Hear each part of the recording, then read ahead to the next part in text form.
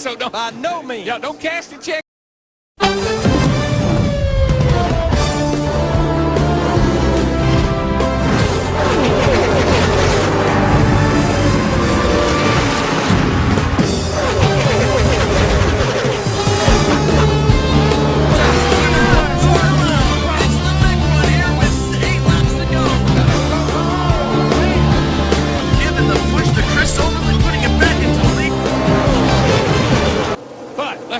It's not over. So don't, I know me. Yeah, don't cash the check.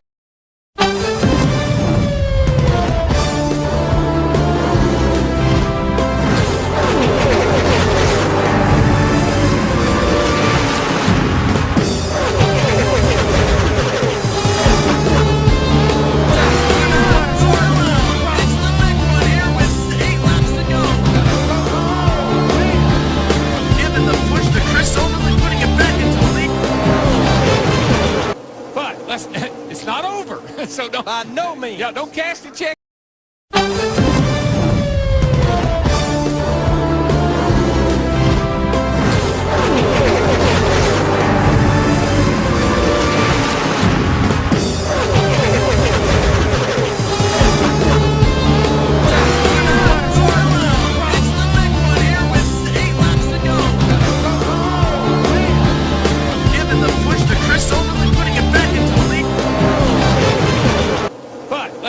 It's not over. So don't, I know me. Yeah, don't cash the check.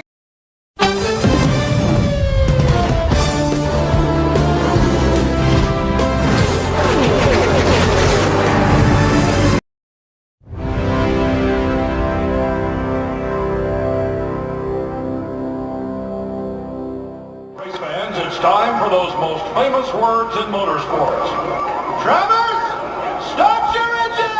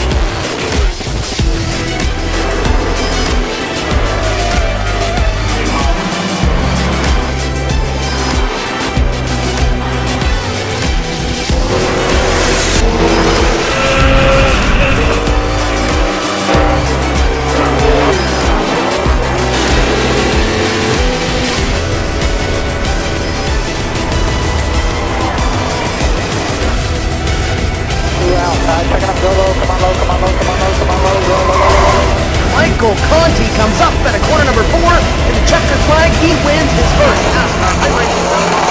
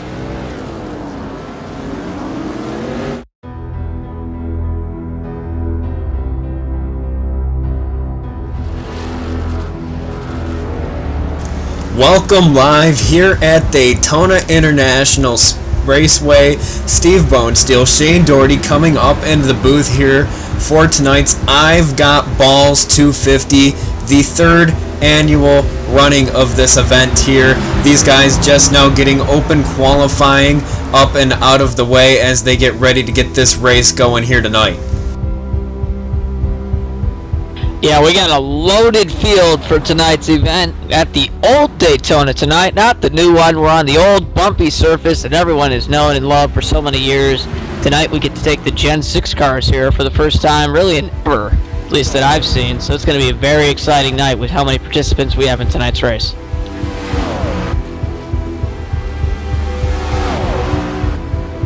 Here tonight we've got an interesting lineup of drivers, as you mentioned, a very big field, professional drivers and everything in between. We've got real life drivers, pro sim racers here on iRacing, and a couple amateurs along the way, but all of these guys here ready for 100 laps or more with green-white checkers here. We will have green-white checkers in this event in the case that we need them, so everyone is set and ready down here at the track. These guys just now, like I said, getting open qualifying up out of the way. You are tuned in live on Checkered Flag Interactive.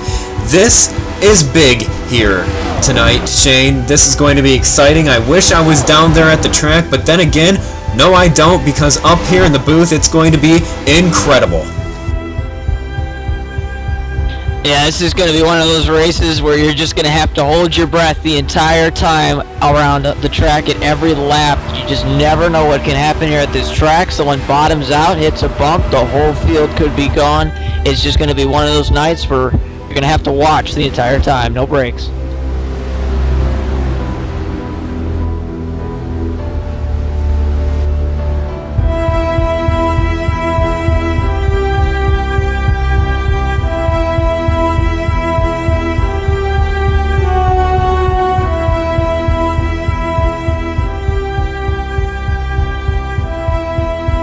There, as you watch some of these guys go around the track for what we have going on, still open qualifying. This is the third annual I've Got Ballz 250 here. This time is the first time Checkered Flag Interactive has been bringing it to the guys at home. Steve Bonesteel, Shane Doherty, like I mentioned, up here in the booth. Again, held at the old Daytona here, the old one. The one with all of the bumps and the bangs and the, I mean, you look right here at these cars in open qualifying right now, these guys already jumping all over the place. So once we get all of these cars, almost about 30 people, I do believe, maybe even more, will be taking the green flag in just a few moments, just a few minutes left of qualifying here. Things, I mean, you cannot say it enough. Brendan McGee always puts on some of the best hosted events here on iRacing, and this one will hopefully not fall short. Yeah, it's just, when you go to super speedways, you never know how they could be, but Brendan McGee, he just, I don't know what he's got going for him, but he just puts together some of the greatest races we've seen on super speedways using all kinds of different cars and tracks, and like I said, the first time I think they're coming here to the old Daytona for the I Got Ballz 250, so I think it's going to be an exciting time, and hopefully we're going to see some racing that we've seen here in the past before.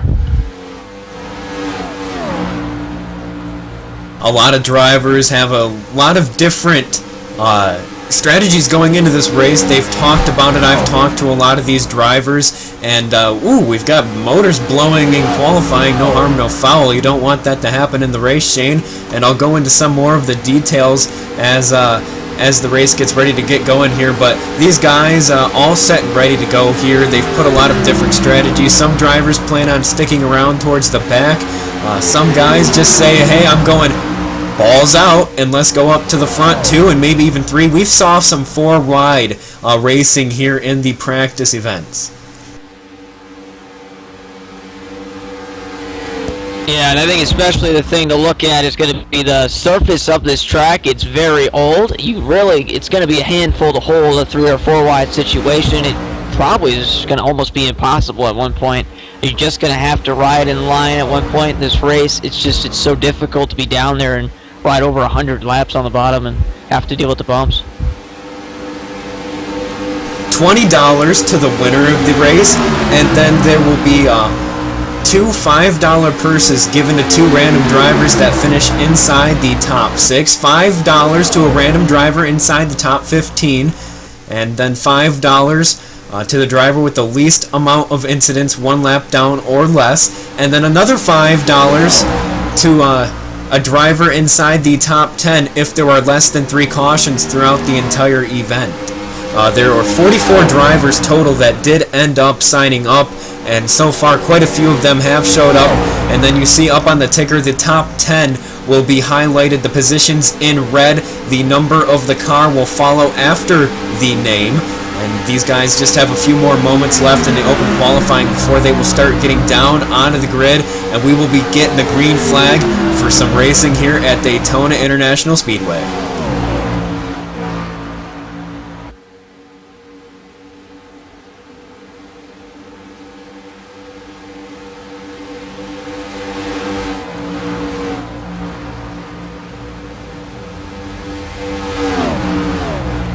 We're going to have multiple in-race reporters here today, and while we've got a few moments, I think we might see if we can get some of them up in the booth. Blake Reynolds, a defending champion for the I've Got Ballz 250. He'll be one of our in-race reporters here tonight. Also joining us up in the booth, we're going to have Philip Kraus up here as well, and I do believe Corey Heffley will also be another one of our in-race reporters here. So while we have a moment, let's go get our first one, and it'll be the number, it will be Blake Reynolds once he gets his mic back. I guess he put his helmet on, forgot his mic, so let's see who else we've got there. We've got Philip over in TeamSpeak, so we'll pull him up to the booth here.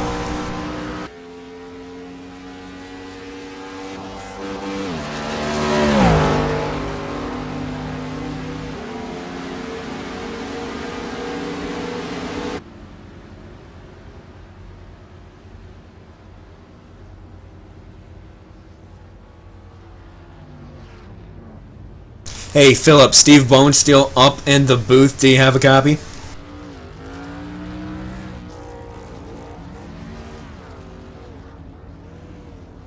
Well, he's sitting there. Well, everyone's talking about him right now in the YouTube chat. I guess he is off taking a quick bathroom break or something. Ran to the little camper's room, if you know what I mean. And we'll see if we can't tune in with him a little bit later.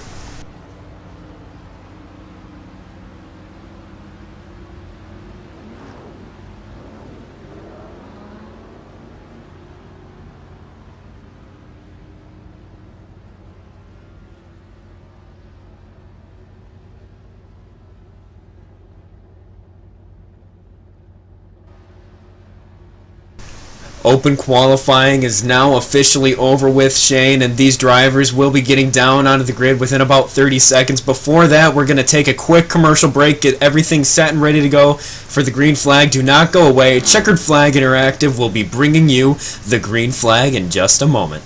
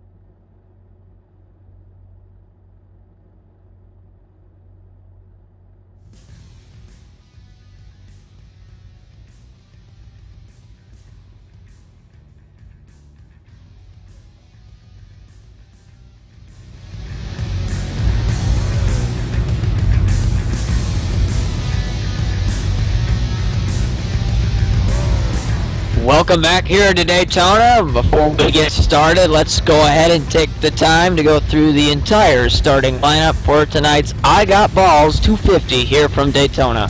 On the pole, Cody Dutton along with Justin Michael complete your front row. Corey Wharton with Justin Bishop complete the second row. Corey Heffley with Evan Malason complete the third row with Cody Erdman and James Wenzel on the fourth row. Starting ninth is Nick DePalmo and Nicholas Ward round out your top 10. Defending race winner Blake Reynolds and Chris Oberland are 11th and 12th respectively. 13th Timothy W. Smith with Brandon Smizer to his outside. 15th Nick Turbuck with Tyler Gibbs in 16th. Philip Kraus will start 17th and Mike R. Johnson is 18th. Brennan McGee will start 19th and rounding out the top 20 will be Tyler Heed. Danielius Dermitis will start 21st and Jeffrey McClintock will start 22nd. 23rd, Luke Crutchfield and Roger Siebert will start 24th. And the last row of the race for tonight's event, Joshua Witherspoon and Hayden Repass complete your final cars in tonight's event.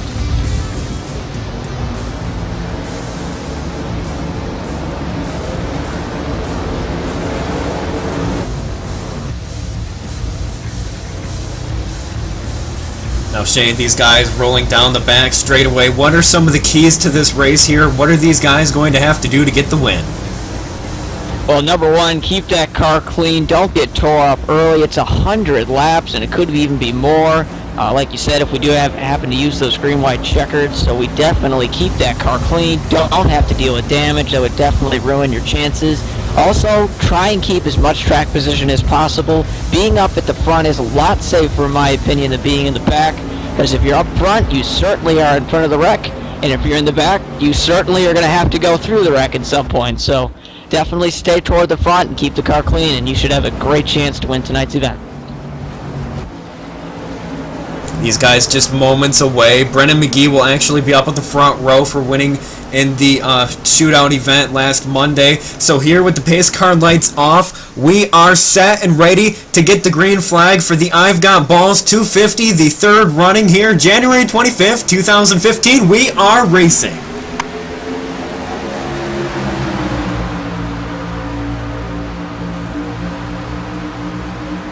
Looks like the 8 car of Cody Dutton on the bottom there, pushing, I believe, the Freighted Auto Parts car, to the lead, and Brennan McGee falling back a little bit third.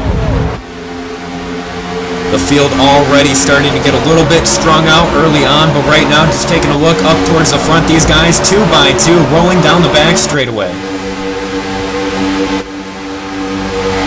Yeah, that's Corey Heffley on the inside there, and he actually now is going to be abandoned by the car of Cody Dutton, and they will go to the outside side by side, almost to back to 10. These guys look pretty racy early on as we come to the finish line to complete the first lap here. The number 8 of Cody Dutton will lead the first lap. You see these guys rolling through the tri-oval, getting a little bit jumbled up here and there, but these guys mainly 2 by 2, but almost up in the wall, going into 1 and 2. Very bumpy here. This setup is not meant to be an easy one to drive. Going to be a challenge all race long for these drivers. Yeah, it looks like a lot of drivers working their way to the outside line. You might see it going into turn number 3. Yes, you do. They're going to stay on the outside line. The inside, pretty bumpy. Looks like those guys aren't comfortable down there. They're going to stay up high where it's a little bit smoother, and it's easier to control that car early on.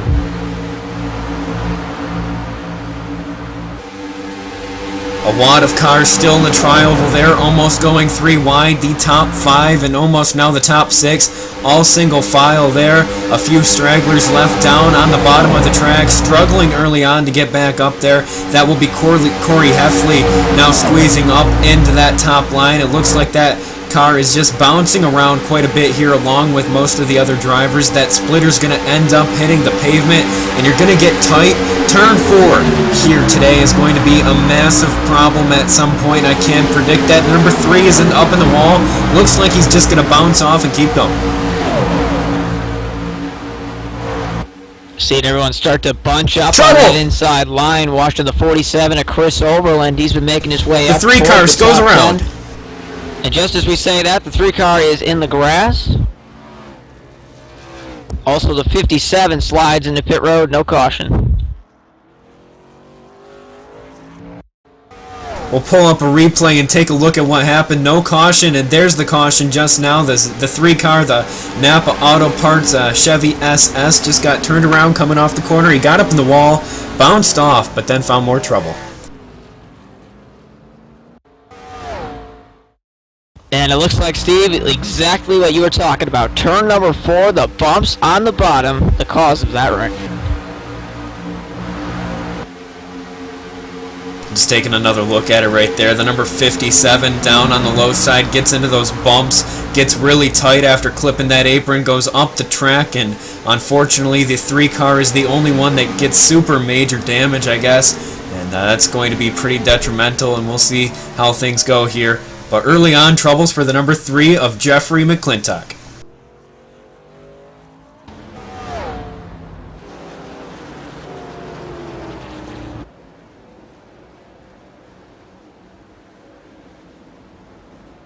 Yeah, I guess we were kind of lucky that wasn't more cars there, because usually when that happens, it could be several cars, if not the big one, as we like to call it at super speedways. So having only about a car or 2 involved in that, not a bad situation. It's early on. I'm pretty sure that was just an honest mistake. It is the apron on the bumps and stuff. Really hard to handle a car down there, especially when it's hitting the ground. It won't turn, and lesson learned there early on. It's those mistakes, though, that are going to be costly for drivers throughout the entire race, Shane. You get into a bad accident early on, no reset for you anymore, and you're going to find yourself struggling for the rest of the race.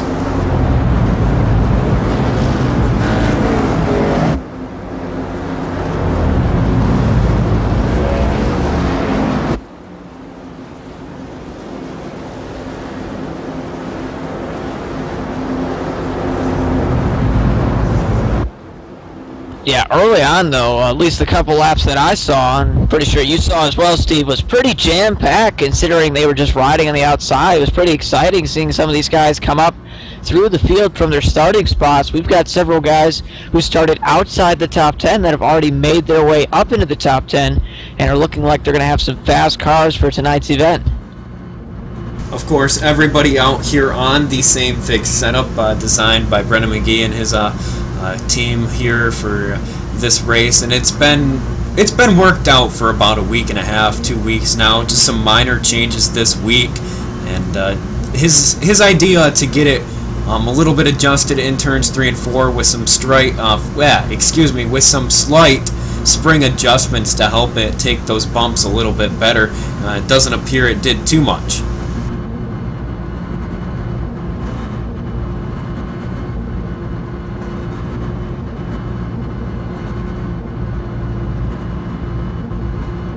I think it's also one of those things where a lot of these guys don't have a lot of experience here. I know when I first joined iRacing, this track was long gone, and I actually didn't get a chance to race on this track till this past year when they actually pretty much took the dust, blew the dust off of it, and actually put it out in the official schedule. So maybe some of these guys don't have a lot of experience at this track, and maybe just don't understand that the turn 4 is so treacherous when you get in those bumps, and it can cause the car to push up that much and get into the car on the outside lane.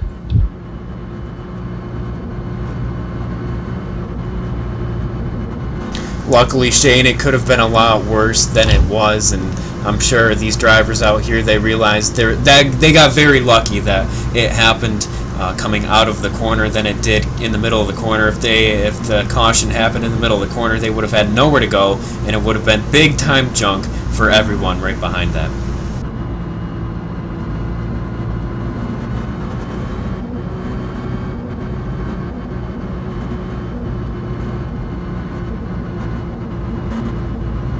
So now we're under our first caution here at Daytona International Speedway. We're going to head off to a quick commercial break, and we'll be back in just a moment on Checkered Flag Interactive.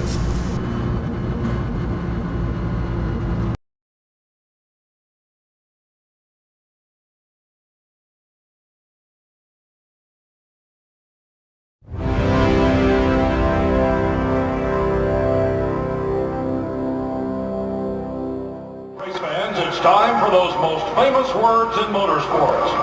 Travis, start your engines!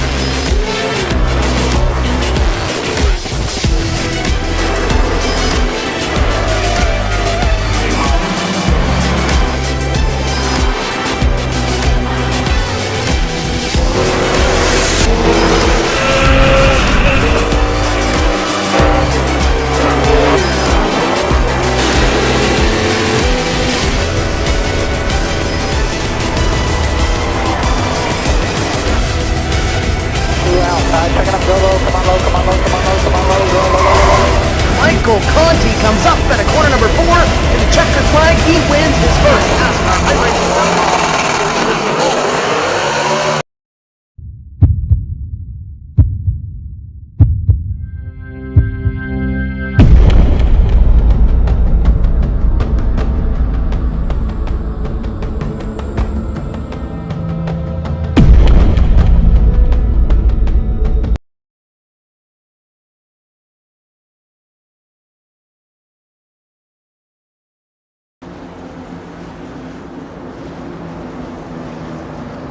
Back live here. The pace car lights are off and the field is doubled up, ready to take the green flag, this time by these drivers after an early caution here at this very bumpy racetrack. These guys already starting to get acquainted with the type of racing that they might be seeing throughout this event. We're only 8 laps into this race and these guys have already seen some absolute carnage early on.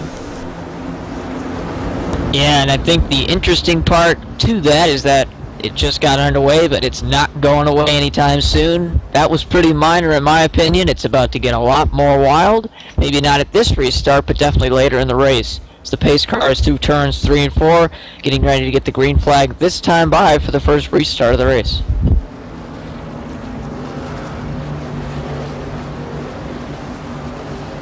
Cody Dutton and Brennan McGee leading them down again for the green flag here. Coming to lap number 9, the pace car will be making the hard left down on pit road. The green flag is in the air. We are racing here again at Daytona.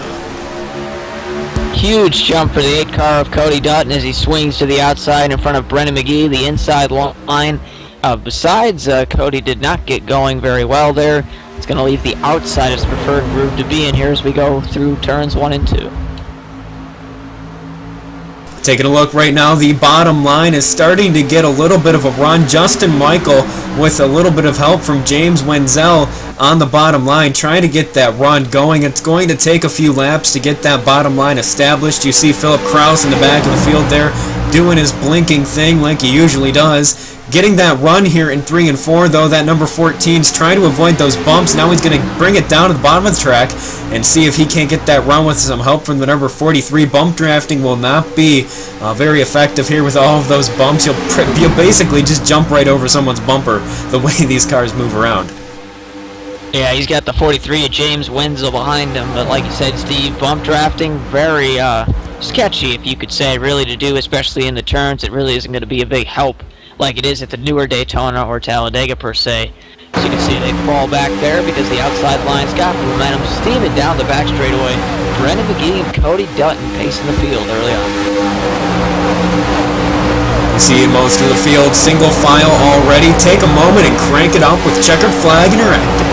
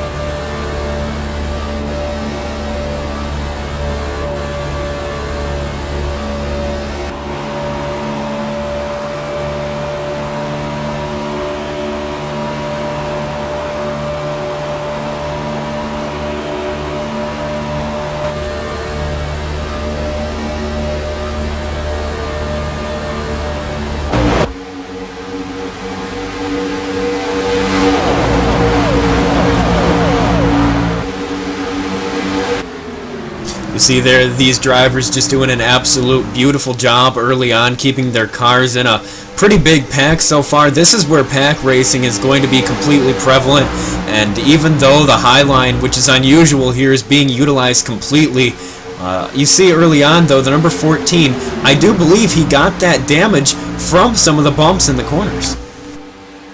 Yeah, it's very possible. Could have bottomed out there, bent up the front of the nose. Nothing that I don't think the crew could tend to the first time it does come down pit road. These guys will have to pit eventually, which brings up another interesting factor, is tires. Do you need tires here? To be honest with you, that's a good question, because these cars going around these bumps really does seem to tear up tires as the caution's out again.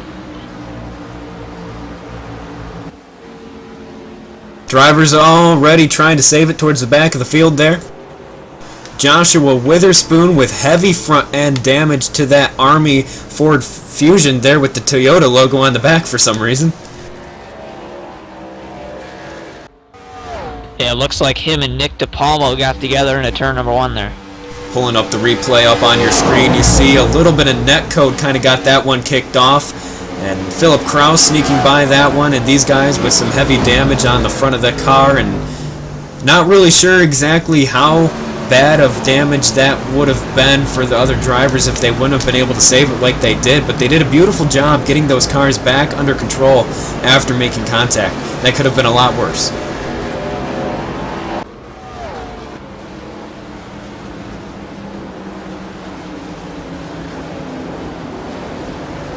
Yeah, it just seemed like those two guys met in the middle and unfortunately got together, caused some heavy damage to both cars, and that will by far be our second caution there. And unfortunate there for some of those guys, just riding the back half of the pack, trying to stay out of trouble, and instead they are the trouble there for the second caution.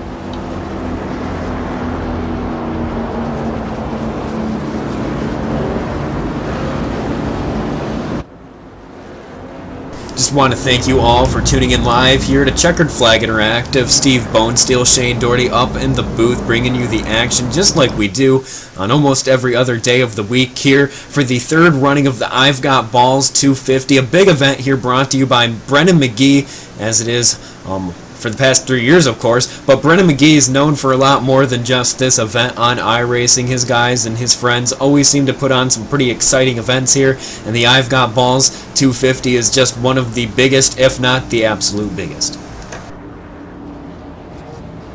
So we see several cars coming down pit road here, either for damage repair or just, for instance, strategy, I guess. We'll see if these guys take all 4 tires or if they elect for just fuel only.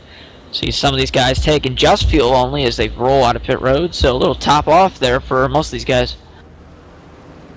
A lot of drivers just taking fuel and getting up and out of that pit road there. You see a lot of guys not even in their stalls for more than 8 seconds. And that tells me right off the bat that they're not worried about tire wear, or they're not worried about the condition of the tires lasting longer. They feel like they're just going to go ahead and take fuel only here and just keep the same tires on the car. That's not going to be the case for very long, Shane. Tires do wear out pretty quickly here with all of those bumps. How could they not? The track temperature and the ambient temperature has gone up 2 degrees since the drop of the green flag, so things are getting a little bit warmer here at Daytona.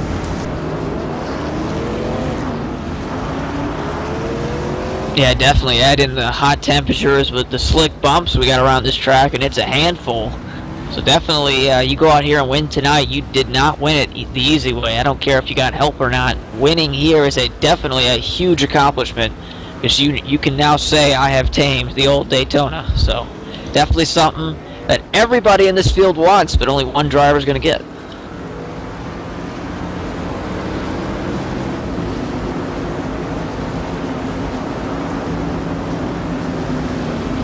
Again, $20 will go to the winner of this race here, and then 10 $5 purses given to 2 random drivers inside the top 6, and then another $5 to a random driver in the top 15, and then $5 to the driver with the least amount of incidents out of all the drivers on 1 lap down, or of course on the lead lap, and then another $5 to a random driver inside the top 10 if there are less than 3 cautions. However, we're already working our second caution here tonight so we would have to go the rest of the way without a single caution.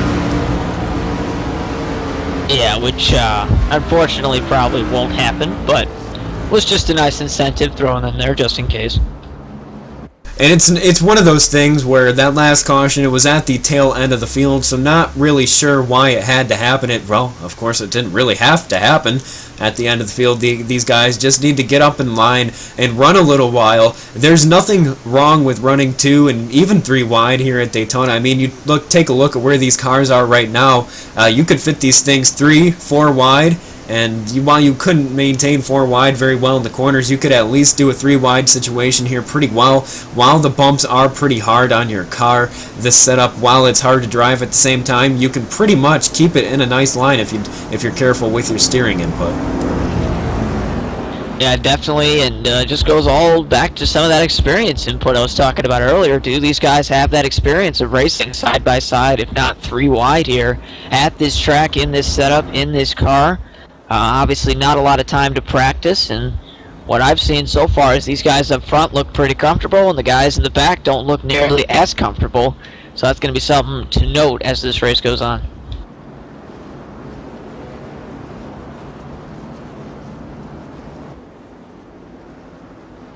Just want to update you guys on one of our in-race reporters, Blake Reynolds, in the number 66. He's down there in 7th place right now outside of the camera view. You see him there in the number 66. He's doing pretty solid right now inside the top 10. He's currently sitting in 8th position, actually, so when this gets back to green flag racing, he's going to be down on the inside line. He's probably going to be one of those drivers trying to either get up out of this front pack or maybe even get up to the high side. Your leader, the 57 of Corey Wharton, is the only car that did not make a pit stop under this caution. He did make one on the initial caution because he was involved in that wreck, so I guess his team electing to just stay out here, take the track position, knowing that he already has a little bit more fuel than he started with. So they will go ahead here and will bring the field to the green flag. Right now the grid cycling through inside line and outside there through the top 10. Just taking a look at who's still up there currently as they get ready to get the green flag here. A lot of big names still up towards the top 10. However, who's in the top 10 right now on lap 17 will not matter in about 50 laps. When we're halfway through, we're going to see if we can get some green flag pit stops. They do not have full fuel loads here in this car. I do believe they're running 16.5 gallons or somewhere around there, so probably about 7 laps cut off of their fuel window here. So we'll see how it goes here, but the pace car lights are off. We are doubled up, and I'm going to turn it over to you, Shane, for this restart. Corey elects the inside lane for the restart as the pace car gets ready to pull off. There it goes. And green flag quickly out in the air. We're back racing. You see these guys 2x2, already drivers making big moves, trying to get up out of that bottom line early on. You see the driver that just moved up in the Valvoline Chevy all the way now up on the outside line. The number 32 is going to try and see if he can give Cody Dutton a little bit of a push there for the lead. Bump drafting's not always the easiest thing here with all those bumps like I mentioned. There's the number 32 looking low now in that Chevy SS machine. Brendan McGee, though, on the back bumper of the number 8, giving him a little bit of a shove going into 3 and 4. Yeah, that's Evan Manlason on the inside there, but Brendan McGee and Cody Dutton seem like the two who are most comfortable with each other as they almost make contact there. Maybe 3 wide in the back half of the field there, but those two up front seem the most comfortable, and that's why they're up front right now, leading 1 and 2. We have drivers all the way down on the apron because they got loose there on those bumps. Giving such a big old shot there really just does not always work out. You run out of room, and then you've got drivers trying to make the pass on you, and you have to drive your car down onto the apron. That's exactly what you saw there on the front straightaway, although everyone did a great job keeping their cars under control here as we complete lap number 18. Now we're on 19 and a half, I guess, and these guys quickly making work up on the high side. The second group behind Cody Dutton and Brendan McGee is Nicholas Ward and Blake Reynolds, and they are quickly closing up to the front two, and I think they're going to be pretty content to ride on the high side here and log some laps. this tri-oval. I know a lot of drivers who have raced Talladega this week in the A Open or the A Fix Series complain about that bump in the tri-oval. Well, I dare you guys to head out here in the Circuit 2007, which is actually closer to the 2005 configuration of this track because it was so bumpy. iRacing ended up having to change the configuration of some of the bumps after they laser scanned it. So this track is actually a little less bumpy than it was originally here. Yeah, it's just crazy to think that it's even more bumpier than it is right now at this track, which is just absolutely amazing considering how that was one of the most iconic surfaces in NASCAR at the time was the old Daytona. And definitely something ironic and iconic, you could say at the same time, because we're racing here tonight and at the same time it's an old surface. You see though most of the field again single file here, and this is usually that point of the race where a lot of drivers will start to get ready to ride because they know that they need to make their car last to the end and they don't have enough restarts or resets on their cars to keep taking it into the wall and damaging it, so they're just going to ride.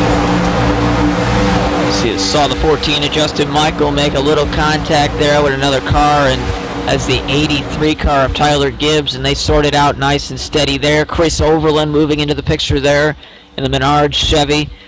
Some guys trying to come to the front as well. Here comes Brandon Smizer to the inside. He's all alone, no help, but he's going to try and make some moves anyways as he ducks back up to the high side. The high line here is the preferred line because you don't have to turn it quite as hard as you do when you're down on the bottom line, which makes it a lot harder with all of the bumps because your car almost kind of it's really hard to explain the effect. You ground those shocks as much as you can to keep those tires on the ground, and you still find the push. If you don't run the right shocks, you're going to find yourself up off of the ground at times, and you're going to find yourself pushing. So no matter what you do with the setup here, as Brennan McGee and his team were making it this week, there was no way they could avoid those bumps in 3 and 4. And the pushing effect's only going to get worse as these tires wear out. The front end's going to want to go straight in the middle of the corner, and that's not good when you're going over bumps because that's basically a double whammy, if you would say, because then the car's really going to push up to the wall, and that's when we could really see some wrecks later on in this event. So every lap these guys log, it's less fuel and less tire wear, or more tire wear you could say, and less tire available to their cars to use. You see that bottom line again, making runs. I do believe that's Chris Overland in number 47, drifting up, almost getting in the door of Brennan McGee. They're coming onto the tri-oval. Yeah, they're going for the lead here. Chris trying to get everything he can out of turn number 4. All good there, but Brennan drops to the inside here. He wants the lead from Cody Dutton, and it looks like he's going to get it into turn number 1.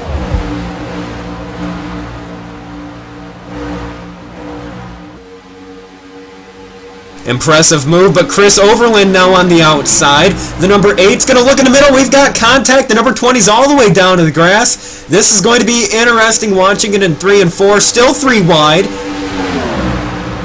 Hey, just hold your breath right here. Can they sort it out? It looks like everyone's good so far. We go back to 2 wide racing, and it's anyone's game off for turn number 4 between Brendan McGee and Cody Dutton.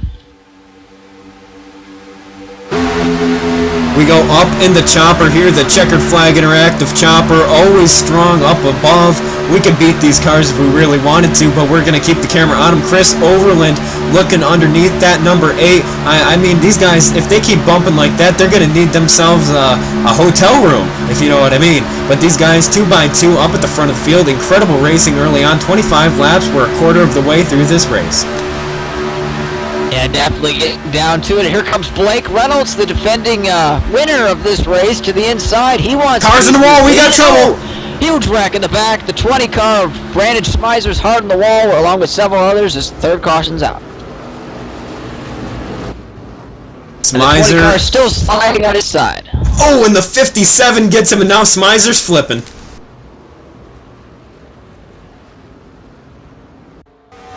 Pulling up the replay there. Let's take a look at how things were going on that back straightaway. Cars moving all over the place, and the number 20 got up under the wall, and the 83 followed him right through, and then he gets wall riding going here, and then he just kind of sits on his door and rides it down there. And then he gets slammed right there by the 57. Hard hit for him. Hop on board the gyro cam. Take a look at that. Don't look too much if you get motion sick, because that is a nasty ride.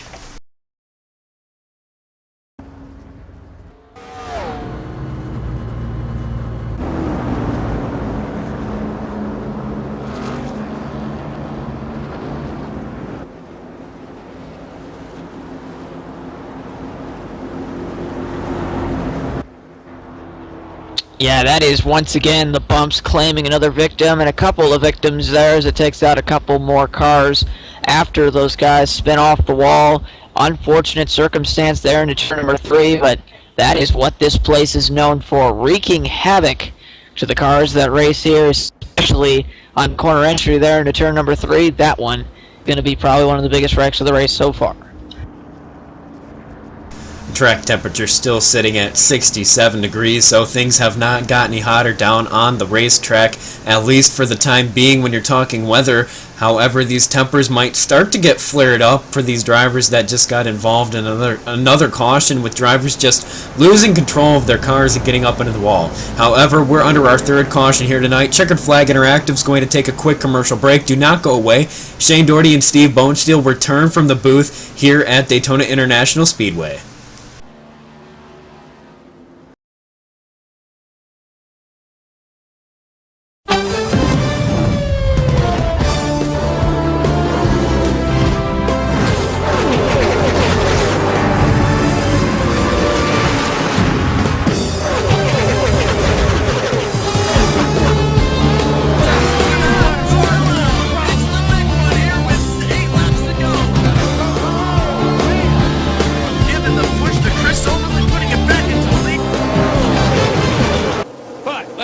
It's not over. So don't, by no means. Yeah, don't cash the check.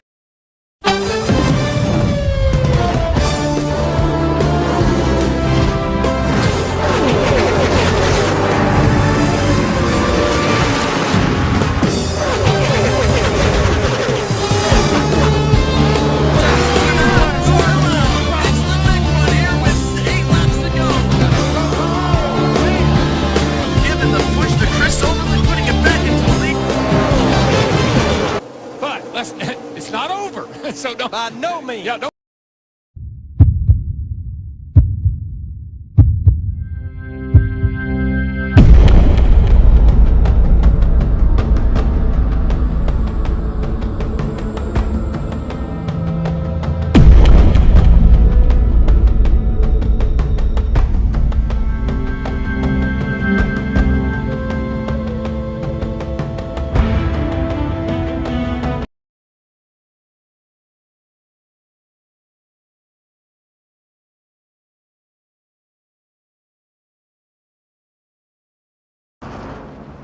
Welcome back live here at Daytona International Speedway. These guys under caution for the third time here tonight for the I've Got Ballz 250, the third annual event here, hosted by Brennan McGee.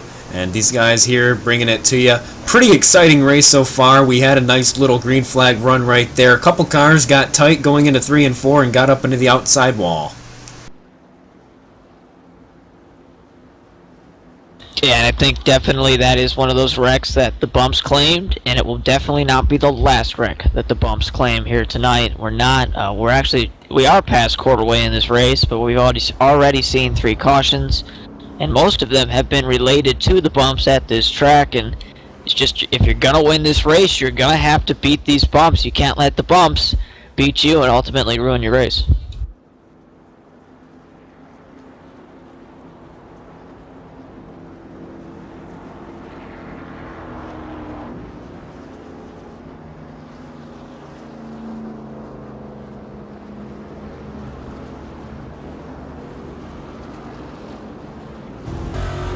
While we've got a hot second here, Steve Bonesteel up in the booth. Do you have a copy, Philip? Possibly. Possibly? Well, I think you do. I see you there. You're going to be on the inside line here on this restart, it looks like. What are your thoughts here going into this race, and how have things gone so far? And did you expect anything different? No, I didn't really expect anything different. All I did was plan to ride in the back the whole race, but that hasn't really worked. I'm just sitting up here in 9th right now for no apparent reason. How's the setup feel? And I don't know if you ran any of the test events, but have you noticed any changes with the setup since you ran it last? I couldn't run the test events because I had something on my slate at that time, but a little tight when you're on the high side because I accidentally scraped the wall when I entered the turn a little bit too high, but other than that, it's okay. What's your plan here going into this run? It might be one of those times where now that it's mid-race, that this run might actually start to spread out and we might get some green flag racing here. Yeah, I'll probably just keep on doing what I've been doing, just try to ride, not race too hard, and I don't really want to ruin the car on lap 29 of 100.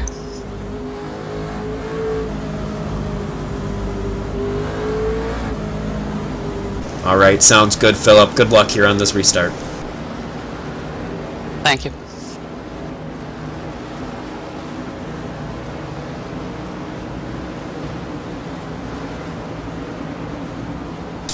Pace car lights are off, Shane. We are set and ready to get the green flag here. We'll be going on to lap 30 out of 100 here. 30% through this race. Some easy first grade math for you there.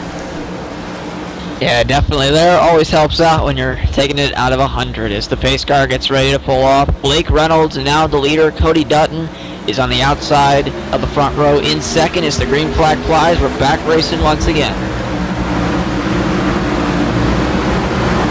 These guys already giving it a little bit of pushing, some bumper humping here at Daytona. Where's the bumper humping song from Norgard when I need them?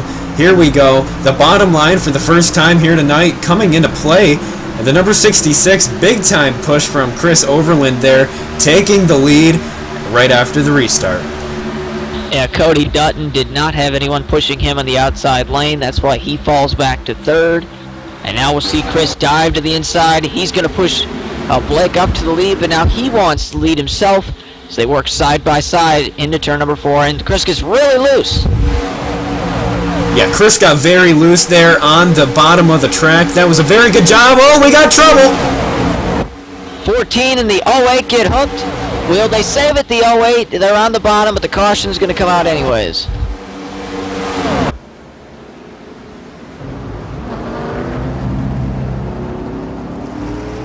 I don't think any other cars besides those two got involved, but we'll pull up the replay and take a look. The number 57 also ended up getting checked up into that, I do believe. We'll have to see what happened.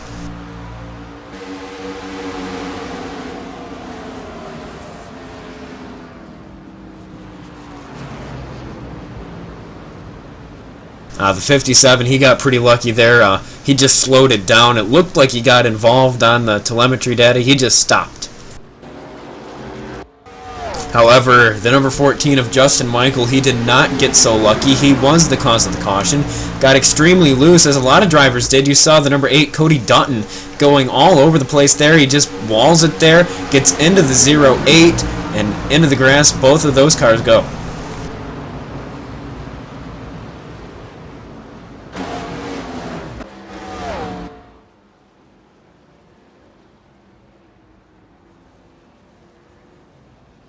Shades of Jordan Worth here, and I say, oh man.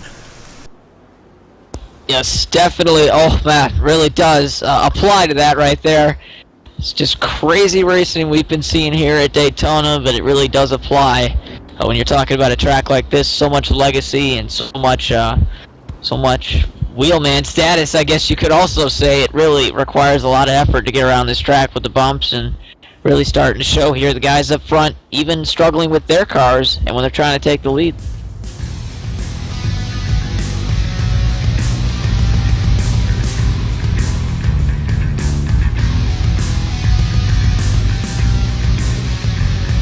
Top 5 there on your screen. We're going to step away for just a moment. Do not go away. Checkered Flag Interactive will be back for the restart.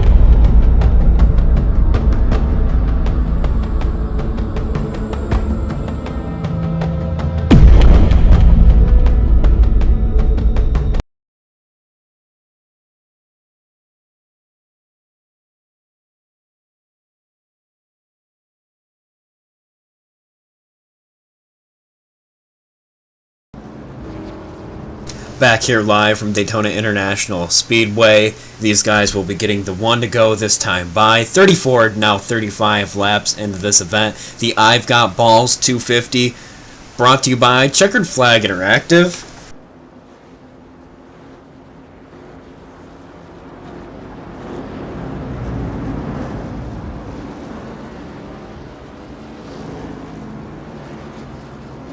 Couple string of cautions here on these previous restarts, so I guess the strategy would be, what do you do here? We did have a couple cars come down pit road, including Cody Dutton and Chris Overland. They are trapped in the back half of the field, so interesting to see what those guys do. But I mean, eventually when you start seeing these cautions continue to come back to back to back to back, I mean, it's got to be putting those guys' heads, you know, what's going on, and maybe should we calm down here?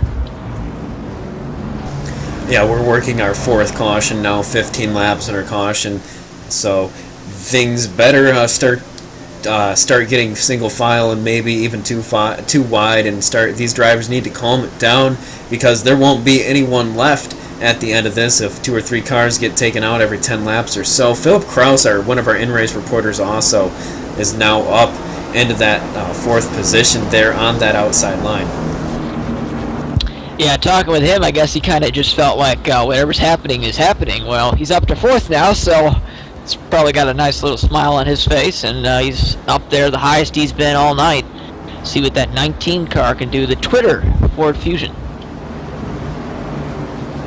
Yeah, that machine was painted by Matt Muir. If you're interested in a paint scheme, and most of the time he does it for free, head over and look him up on iRacing or Facebook, and he can get you a pretty good looking car.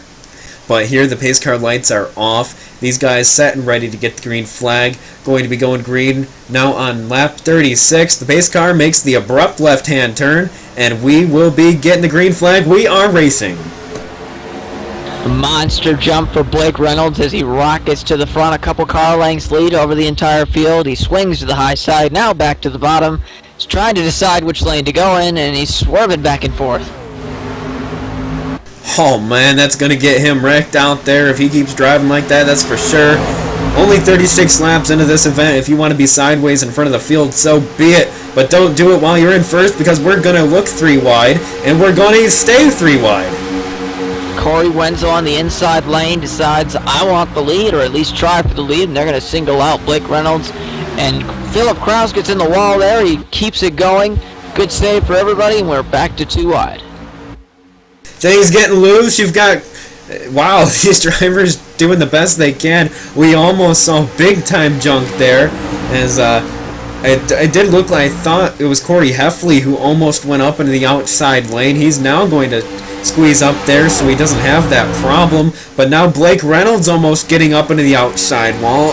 Evan Melanson, though, is now in front. Yeah, some of these guys are entering the turn a little bit too high, and it's causing their car to move up and get into the wall, and that's a dangerous situation. We saw Philip do a nice job, keep that car out of harm's way, but more times than not, if you come off the wall, you're probably going to get run over from behind, and we definitely don't want to see a big wreck be caused by that. So I think you're going to see some of these guys kind of back off from the top wall, give it an extra couple of feet, and maybe run the middle or something like that.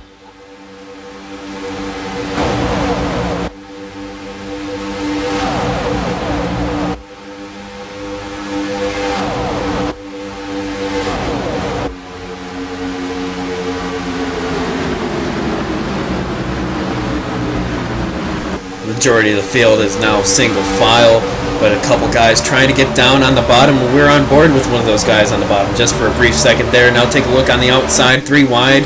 You've got some of those drivers that were involved in earlier cautions trying to make their way back up through the field. Yeah, definitely we got Bernie McGee, Chris Overland, trapped back there, Cody Dutton, Tyler Gibbs was also up toward the front. He's back there as well, around 10th spot. Plenty of cars just trying to decide, do I want to drop back to the back half of this pack, or do I want to go up front, try and challenge for the lead?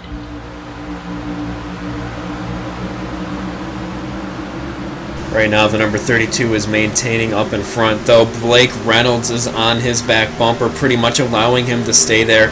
The way this track works, you can pretty much make it happen wherever you want. If you want to make the pass, just throw it down low, use the side draft there. A little bit of bump drafting going down into turns 3 and 4. The number 43 making an appearance now up in the front of the field now, up on the high side. He's going to be coming up on Blake Reynolds' back bumper. We'll have to see what he chooses to do. And Blake Reynolds going to look low here in the tri-oval, and it's going to be door-to-door, drag racing into turns 1 and 2. I don't know if Blake Reynolds will be able to get back up on the high side. I don't really think he cares. No, I think he's going for the lead there, and he's going to do whatever it takes, even if he can't slide up there. James Wenslow's going to give a little bit of a push to the 32, and looks like they're going to be side by side still.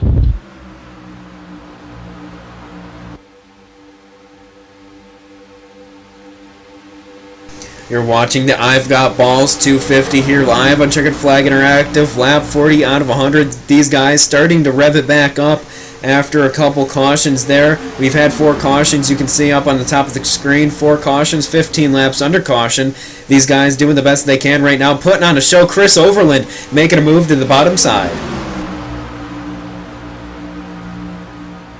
I think we're also starting to see Cody Dutton as well. An interesting note, those guys pitted under the last caution, and they took 4 tires. Those tires starting to make a difference. They've made their way all the way up into the top 5.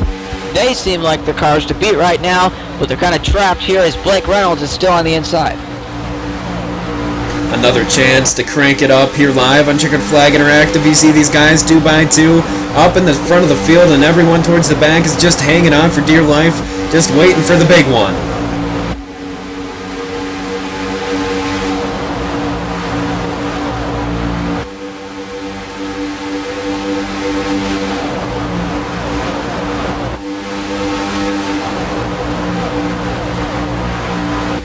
Only one car, actually now 2 cars are actually off the pace and pretty much out of the contention currently. Luke Crutchfield, the number 16, he's sitting in there in 25th position. He's got 5 laps down to make up, so while his car is running full speed, he's got troubles.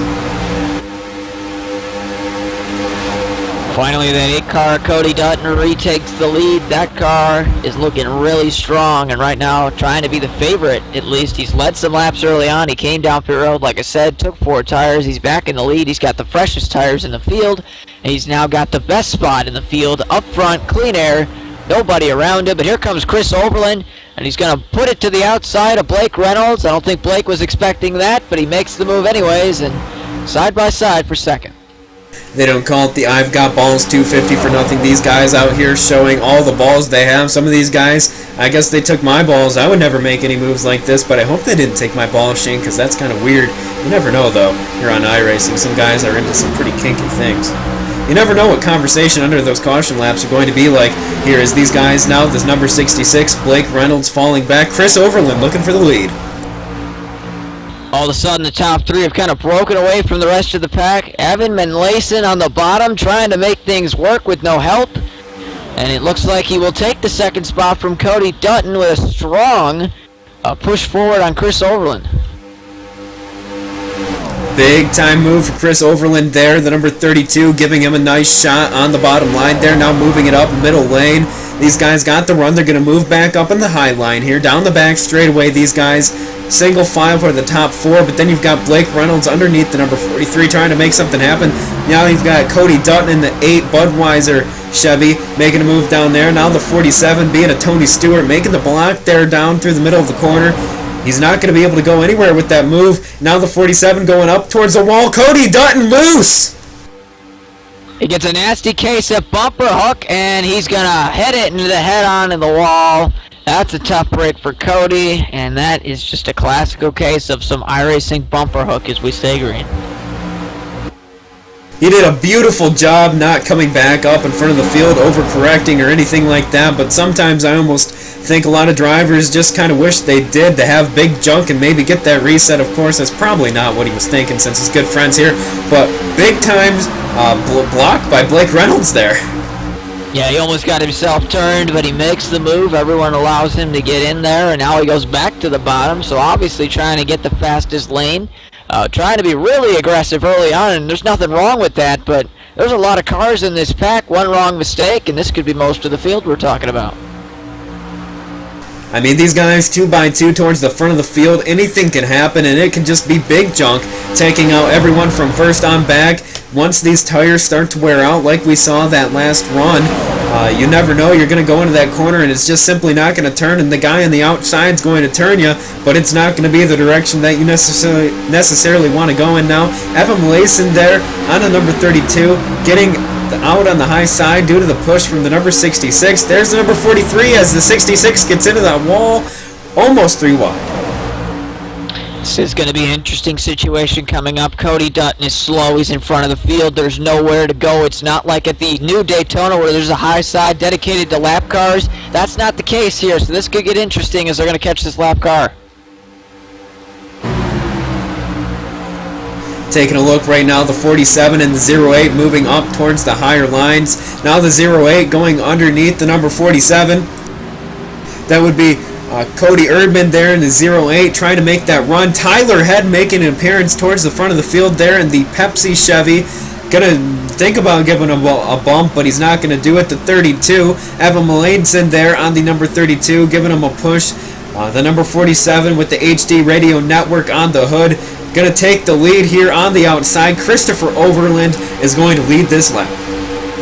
Here they come on the lap car of Cody Dutton. What will they do? They're going to try and give some room. It looks like they're going to at least attempt. There is some confusion as Evan goes high and Chris stays low to try and pick up Cody, but Cody's a little bit slow.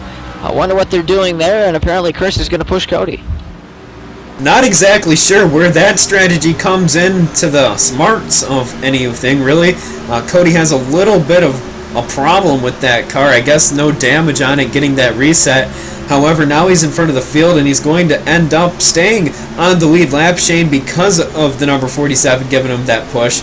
But he's going to find himself where drivers aren't going to really like that. He's a lap down in front of the field here, as Overland almost goes underneath him. I think you got to go back to that pit entry, I guess, for Cody Dutton. How he got onto pit road legally and how he did not speed amazes me, because I was sure expecting he was going to have to serve a pit road penalty and he'd easily go a lap down. But yeah, I think Chris has got a plan to maybe push him in front of these guys, get a caution. He'd just get waved around the pace car and get that lap back easy without having to take the lucky dog. But right now, if there was a caution, Cody would easily be the lucky dog since he's the third car in line.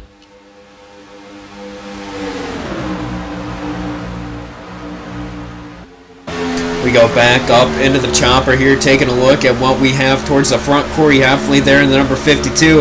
Big time block by Dutton in that 8 car coming up in front of the number 32 Valvoline machine. Now we'll see what the number 32 does here. And the little short straightaway going into 1 and 2. The number 32 is going to stay on his back bumper here. Now he's going to dive underneath. And now we've got Blake Reynolds getting sideways. He saves it. That was a great save. He's got some left front damage, but we stay green. The field knows that that was a great save, and wow, that kept a lot of cars going straight. Yeah, Shane, that could have been absolute carnage there. Like we've said a couple times here today, these tires start to heat up. The track temperature's getting a little bit warmer. The sun's glaring down on the speedway. Fuel burns off. The cars get a little bit lighter. The tires get warmer and worn out from all the bumps. These things are going to be doing a little bit more sliding around as this run continues on. Yeah, definitely. Blake's one of those guys who's been out here for a very long time on the same tank of fuel, the same tank of tires, or not the tank of tires. You could say tank the same of set of tires. I mean, exactly, but I mean, the thing probably is handling like a tank for him right now as those tires are wearing out, but at the same time, he is still back up there in the top 7 and digging hard. I tell you what, yesterday we did a race for the Bull Ring Racing League, and Hank Hill, he had his car pile. Oh, we've got the 47 sideways. He's going to save it. Little Kyle Busch action right there from Chris Overland. They don't call him a pro champion for nothing, and he makes the save and continues on. Excellent. I cannot believe that number 47, we were down there in, I guess, what you could call the gopher cam, and we saw the door of the number 47 coming straight at us.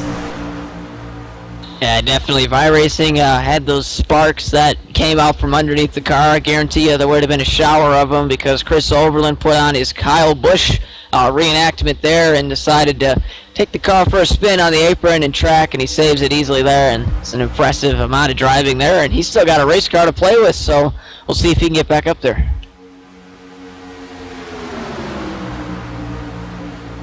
Action still at the front, very tense between all of the drivers here. We are over halfway through this race, completing lap number 52, now on lap 53.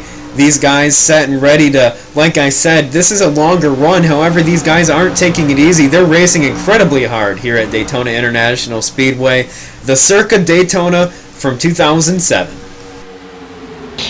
Driver, I want to point out right now, Brandon McGee, he restarted easily outside the top 10 on that previous restart. He's up to second right now. He's the third car in line because Cody Dutton is a lap down, actually trying to manually get that lap back, but we're coming up on another slow car. See, the leader has formed the middle to outside there, trying to go by the slow car on the inside. They will do that successfully as it actually ends up pitting there, but Brandon McGee made his way into the top 3. That car looks strong.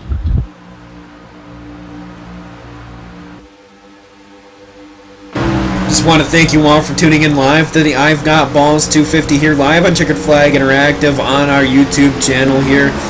Plentiful amount of action up at the front. Cody Dutton now on the high side. He's a lap down. The number 52 is your leader, but we're going to be going 3 wide into 3 and 4. We got cars coming in this time. Some guys throwing the hand out the window saying, I'm coming to pit this time. Green flag pit stops at the old Daytona. Now this is something I haven't seen. We're going to get ready to see it this time by. So round out of turn number 4, we'll see who comes down. Looks like the number 32 and the number 66 will be the first 2 and the only 2 to get those cars woed down on the pit road. Pretty clean entrance for them, but we look back towards the front.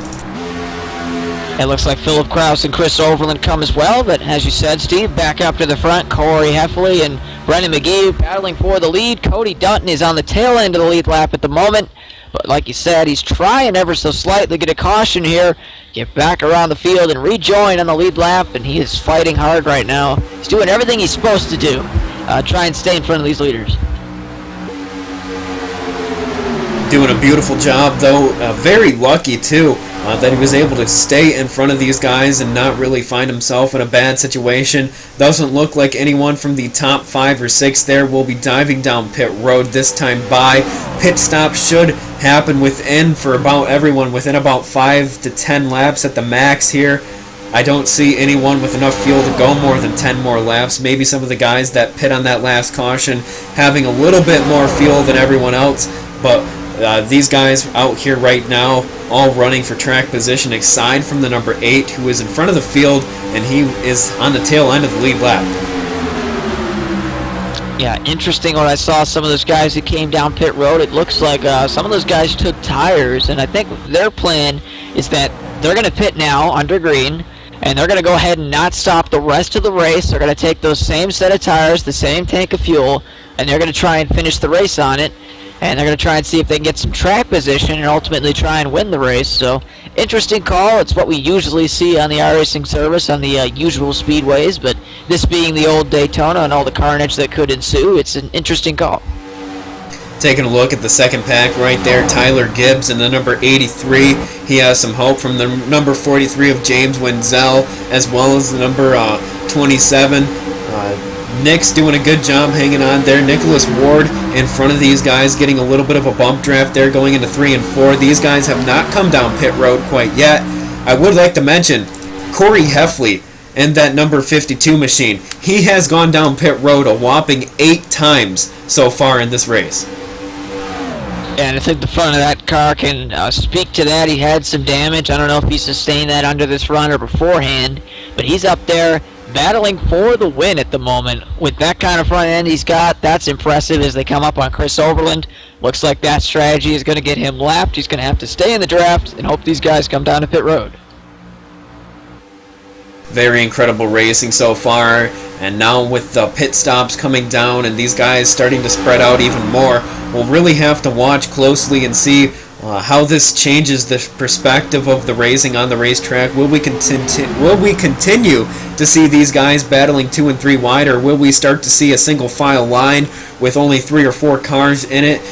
You really have to expect the latter, because once you come down pit road, the majority of the time, unless you do absolute perfection, and everyone does, you will come out pretty spread out. Yeah, I think that's the disadvantage, at least that Chris Overland had. He came out, he had no one to draft with, and he fell back behind the pack. And now he's back there in the pack drafting, but is 1 lap down. Corey Heffley, Tyler Head down on the bottom here. Cody Dutton still in front of the number 94, Brennan McGee there, the Interstate Batteries Toyota Camry. The number 52 starting to wash up the track a little bit there, and he's going to go up in front of the number 8 Budweiser Machine. And then they're going to be looking almost 3 wide in the Tri-Oval, and I take that there, and we are 3 wide in the Tri-Oval. Yeah, Cody Dutton is not going to give up. He wants that lap back. He doesn't care if it's for the lead or for a lap back. He's going to battle as hard as he possibly can in the outside line. 3 wide, no room for error. On the bottom, you hit 1 bump the wrong way, and all these cars could be in for a huge wreck. But it looks like they make it through there pretty easily. These guys all over the place. Contact. Cody Dutton in the wall. Christopher Overland with contact. Caution's out. And that would be taking it a little bit too far there for Cody Dutton, and tried to make something happen in the middle and ultimately got hooked into the wall. That will be the end of his night. No longer has that reset. Interesting to see if Chris Overland's going to have that reset, because he's got some substantial front end damage. We'll go ahead and check out the replay. We'll head up into the chopper for this one. You see Brennan McGee there looking in the middle, and then the number 8 comes in the middle. 52 closes the door. Nothing wrong with that. End of the wall for him. Christopher Overland, minor contact, but that's going to be enough to slow him down, and the number 8 does some donuts there in the grass, and caution's out. Now, the bad thing for Christopher Overland is he made contact there, got an incident point. He will not get the wave around or the lucky dog.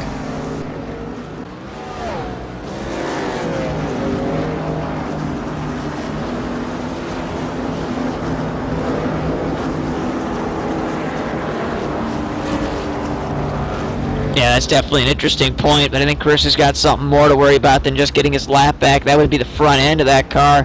How is it now? Does he have that reset? Fix that car instantly.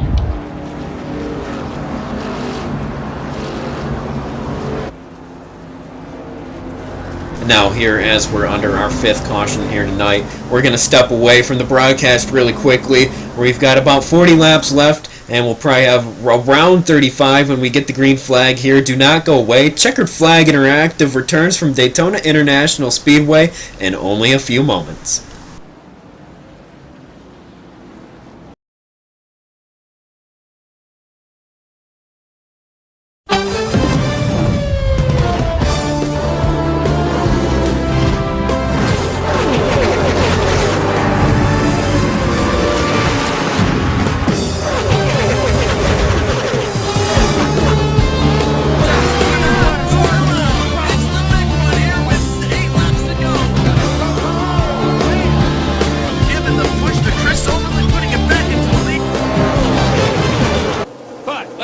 It's not over. So don't, by no means. Yeah, don't cast a check.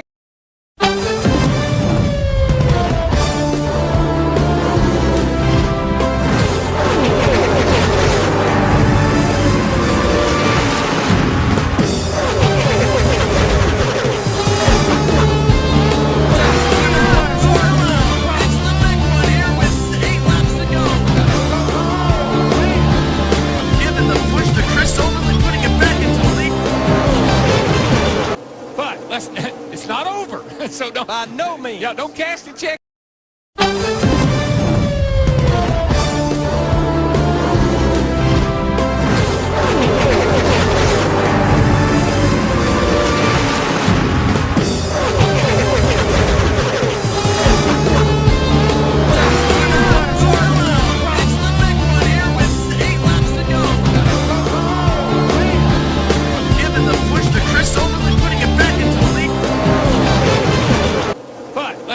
It's not over. So don't, by no means. Yeah, don't cast a check.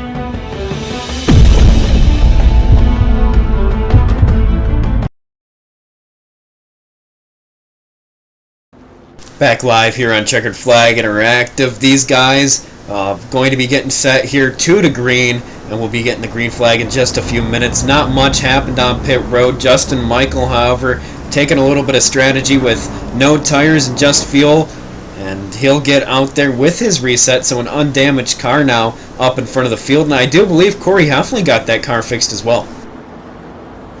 Yeah, and looks like that car is definitely looking a lot better than it was before when he came onto pit road. Also, another important note to mention, Chris Overland did have that one reset. He is 1 lap down, but that car is fixed, and he is one of the cars eligible for the lucky dog if we so get another caution. Looking for the field, through the field, some of the cars that we saw out front. Timothy Smith there in the number 24 machine. He was the leader at the very beginning of this race for a little while there, and now he's all the way back in 18th, so maybe a little bit of a strategy call there to get towards the back of the field and just kind of ride. Yeah, I think the interesting point to point out here is we don't really know if we're done wrecking to the essence of the big one. We haven't seen one yet. In my opinion, that's taken out a lot of cars to be called the big one, but intensity's wrapping up here as we're getting past halfway, or past 60% of the race, and I think these guys are starting to realize there's a lot of money on the line. There is $20 up to the winner, and other additional prizes as well, so you're not just out here on a Sunday evening drive. Let's get up on the wheel and have some fun time here at Daytona.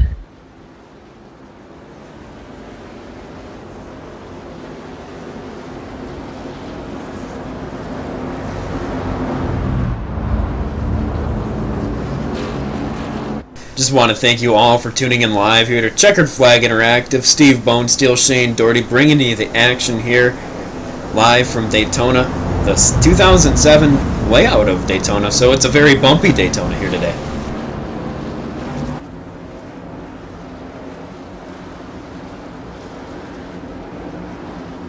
But the racing definitely hasn't been bumpy at all. It's been absolutely fantastic.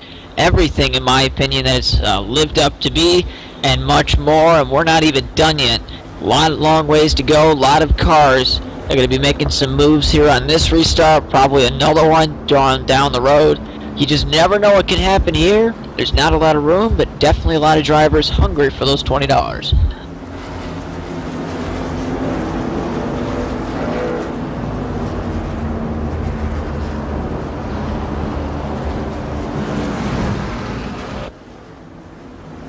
I'm going to turn it over to the Crank It Up cameras here for this restart. If you've got some surround sound or something along those lines, here's the time to crank it up.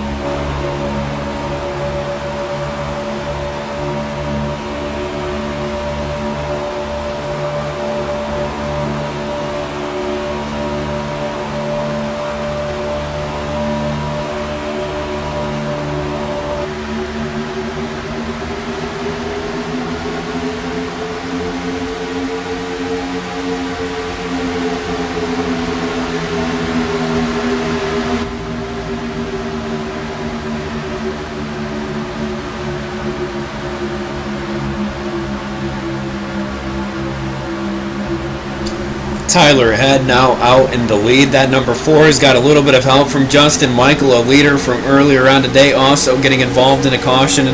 Corey Heffley there in the number 52 on the inside line. Brennan McGee giving him a little bit of a shot there through the tri-oval.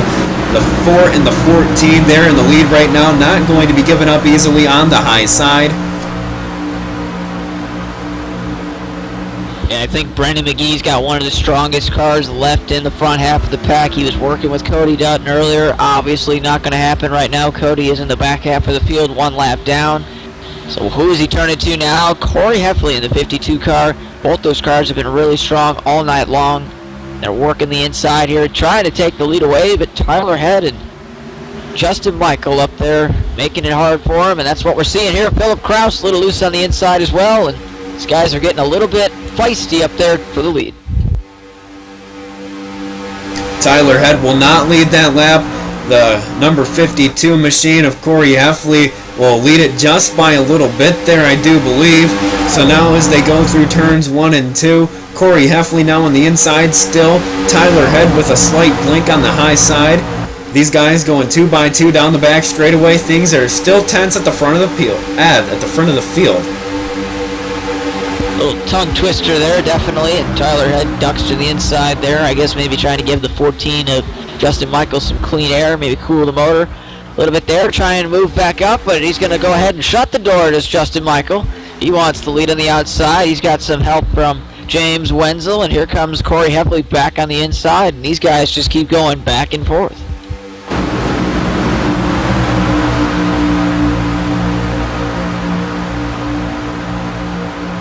Justin Michael out in front now with the number 43 for the first time in a little while here. He's up in second place. What will he have in store? The 08 also up there. A different top 3 than what we saw for the entire run that last time by. And definitely, whoa, here comes the 8 of Cody Dutton. Where did he come from? Apparently that car's handling good. He's all of a sudden coming back and saying, now I want my lap back again. Man, he gets his lap back. Well, you got to watch that 8 car because he is fast. That's the second time he's come through the field and is trying to get his lap back.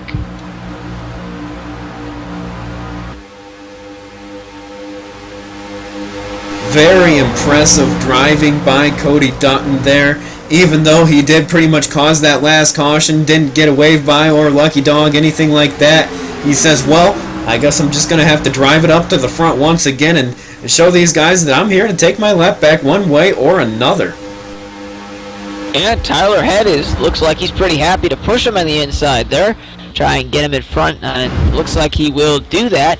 Be interesting to see what Cody does before. Like we said, before Steve, he did end up causing a caution the last time by, trying to aggressively take back that lap. I think he's kind of learned his lesson right now. We're getting down in late stages, so you definitely don't want to throw it away again, and looks like he'll ride in the outside for now.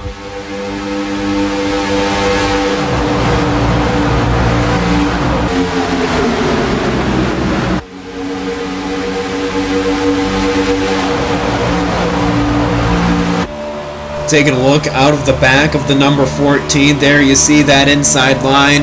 The number 43, James Wenzel there on the outside, the first car behind our leader, but he's going to push high in the corner, going to lose a little momentum, and here comes the 43, maybe with a little bit of a bump draft.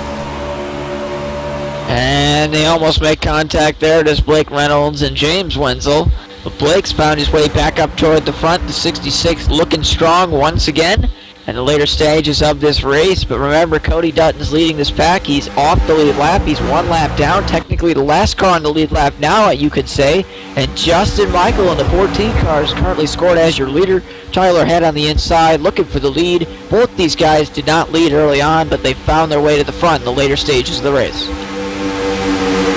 Brandon Smizer making a recovery. Earlier on, we saw him on his door against the wall for a little while, but now he's back up towards that top 5 in the 4th position now. We'll have to see how long that one lasts. Cody Dutton up on the high side still, trying to make a run for that lap back. Trying to hope for a caution, and it's going to hopefully happen when he's in front of the field, or at least so he hopes. Yeah, definitely, and it's just all going to come down to the odds, you could say, really. It all depends on where the caution is and who's involved and what it's for. And definitely he's trying to get that lap back, so as Corey Heffley slides up in front, he'll definitely make moves. There he goes to the inside, but Brandon Smizer, another one of those guys coming through the field in the later stages of the race. This time he's on the lead lap. He's in the top 5 right now, and that car looks strong here, peaking probably at the right time.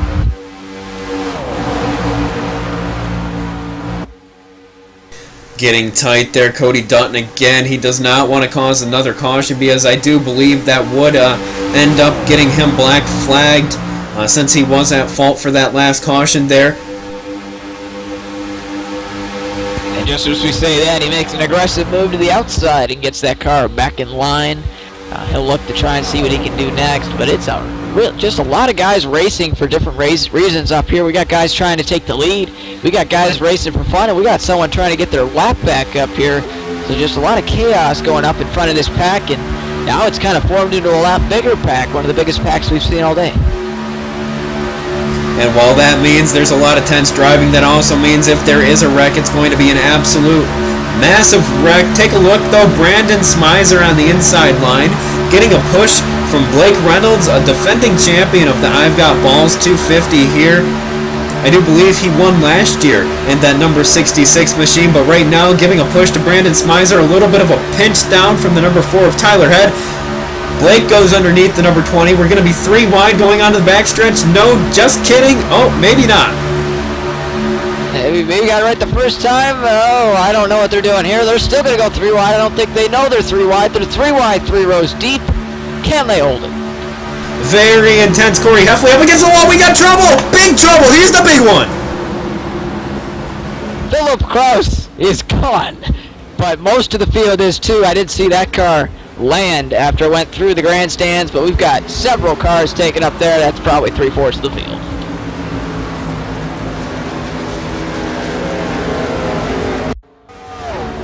Gonna have to pull up the replay as soon as Smizer got up towards the lead. Big time troubles there. Breaking it down in slow motion. I don't know where Philip Kraus went, but he is gone. Oh yeah, that's definitely unfortunate for him, but this replay will show us a lot more about the wreck. Brennan McGee just getting some slight damage there from the number 43.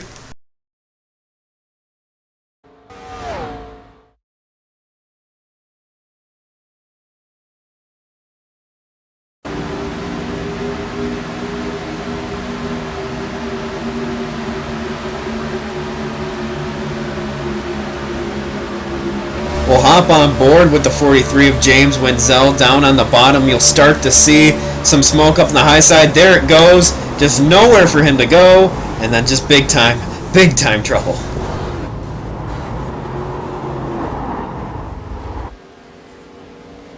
Yeah, definitely trying, using that apron, but just nowhere to go. And trying to pick out if there were any cars that made a successful dive through there, and looks like not many of them. Maybe the 83 car would be another good view to look at.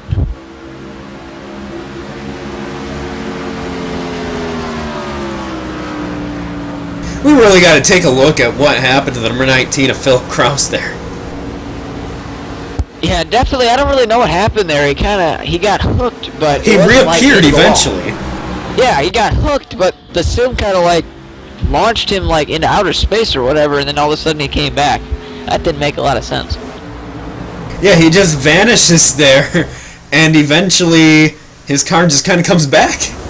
There it reappears, bouncing down the corner there. Yeah, that's really interesting there. I don't really think Philip cares at the moment, though. That car is definitely destroyed, and I don't think he'll be tweeting about that, by the way, so don't bother looking him up on Twitter.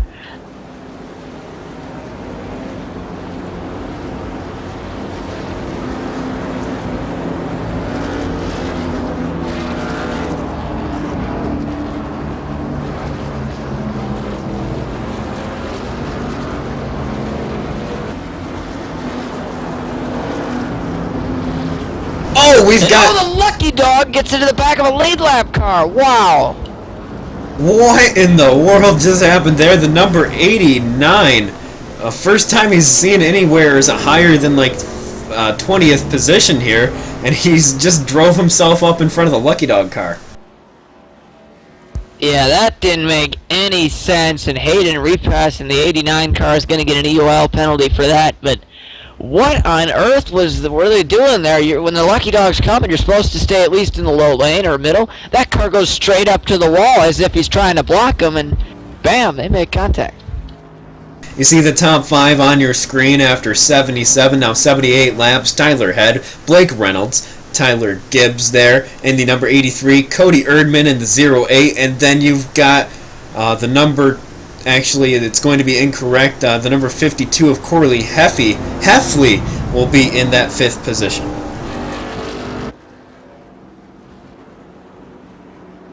Yeah, they got some timing and scoring to sort out here, especially with the 89 car now being sent to the rear of the field. But I believe what we're going to see is, or no, we're not going to see. I saw Cody Dutton was in front of the field, but he no longer is, so apparently he was not going to get that lap back, so he's still 1 lap down.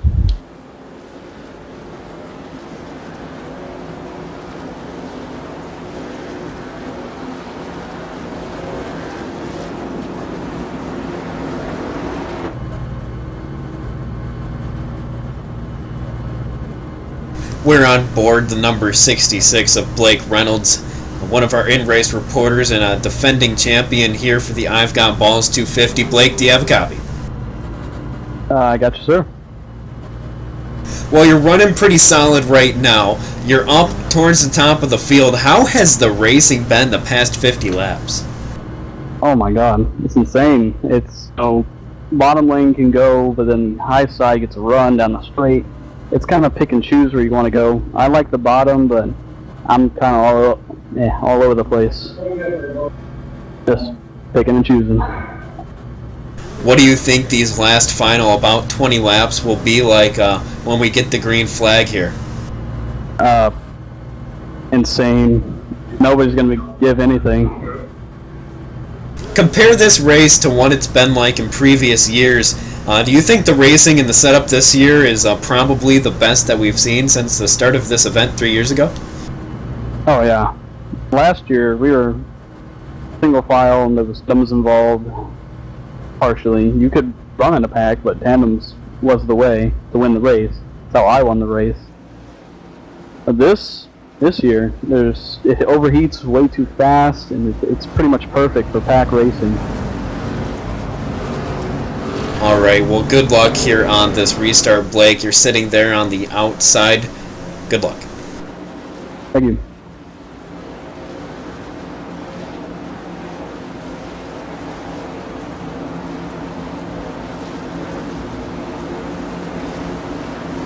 Now Shane, the pace car lights are off. We will be getting the green flag here. We'll have 21 laps to go. Yeah, 21 laps to go, but a lot of new faces toward the front half of the field now, with that caution claiming a lot of cars that were toward the front, gives some new life to some of those guys who were in the middle, the back half of the field, who thought they were out of it.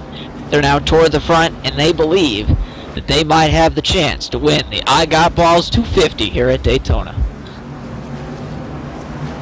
One of those drivers being Dan Elias there in the number 11 machine. He told me before the race his plan was to run all the way towards the back of the field for the last 20 laps. Well, there he is, now in the top 10. Pace car going to make the abrupt left-hander. The green flag is up in the air. Tyler Head is away.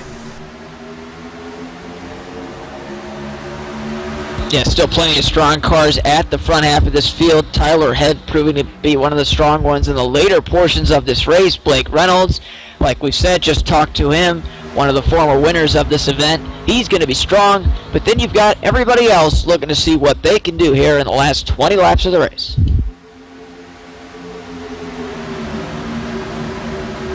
And we got a wreck in the back. Chris Overland on his side. And the 47 car heavily damaged, and the caution's back out.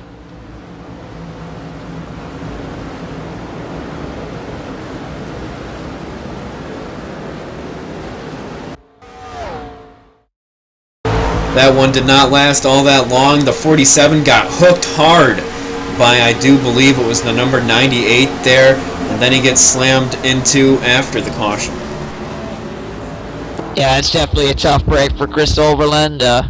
Saw a car on the apron there, and everyone tried to get by that car, and some overreacted. And see, car got into the wall there and turned Chris around and head on to the outside wall. That's going to be a tough break for Chris. Tyler Gibbs now up into that second spot here. However, now that we have a moment here, we're going to take a quick second. We're going to hop off to a quick commercial break. Do not go away. Checkered Flag Interactive returns with some more action around the Apex.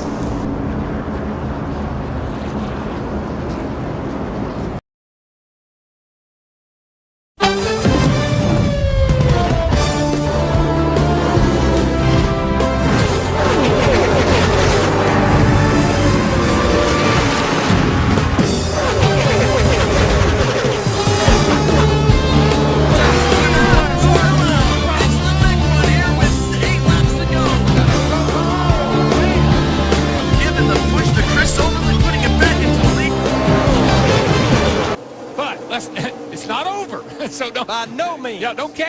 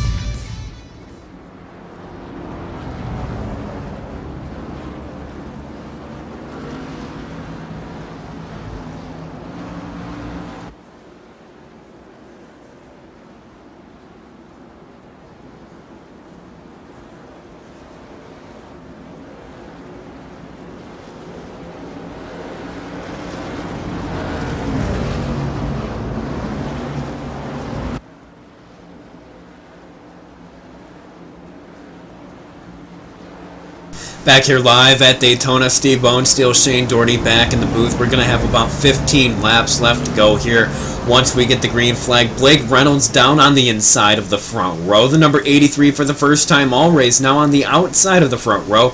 A completely different makeup of the whole front of the field here, Shane. Things are going to be getting really interesting if they weren't already here at Daytona for the final laps of the I've Got Ballz 250 for 2015. Definitely, if you're toward the front of the field, you've got to be thinking several things, but the number one thing, keep the fenders on the car. We're not done yet, boys. This is not the final restart. I don't think so, at least. We've still got over 15 laps to go. Drive smart, put your car in the position to win, and then I guess we'll see who's got the big enough balls to win the I've Got Ballz 250. I don't know, Shane. It's going to have to take some pretty dang big balls to win this race, that's for sure here. And I don't know, maybe a tank of tires or something along those lines. Who knows? We'll see here as the pace car will be diving off here. Yeah, you never know. It's just one of those events. So, pace car pulls off, green flag quickly back underway. Blake Reynolds to the lead. 83 completely butchered that outside restart there. Going to check out the outside line. Tyler Head looking to come up in front of the number 83 going in 1 and 2. It's not going to quite happen. 2 by 2 guys twitching around the number 4. Tyler Head getting a little bit loose, looking on the outside line there. Going around Blake Reynolds here. Corey Heffley on the inside giving a big shove to the number 66. Brennan McGee back up there in the picture, as well as the 08 machine. Yeah, plenty of guys putting themselves in the right position here toward the front of the field. And Blake Reynolds currently in the lead. He's got help from Corey Heffley. They're starting to break away a little bit here. You can push yourself out to a couple of car lengths of a lead, get yourself some separation, but then the pack clearly reels you right back in and then tries to get by you, as we'll see here in an instant soon. But Brennan McGee on the inside lane there, if he can get some help, and there goes Danielius to the inside. If he can get up and help Brennan McGee do what he needs to do, I think that car's got a chance to win. Oh, big trouble! Corey Heffley gets into the ring. There's plenty of cars also involved. The caution's out. Brennan McGee. Huge wreck in the back, and they're still wrecking. Brennan McGee's blowing up. Oh, and bigger wreck! Big wreck! And then they wreck after the caution. Oh my gosh. Huge wreck afterwards into turn number 3. We've got to sort this one out.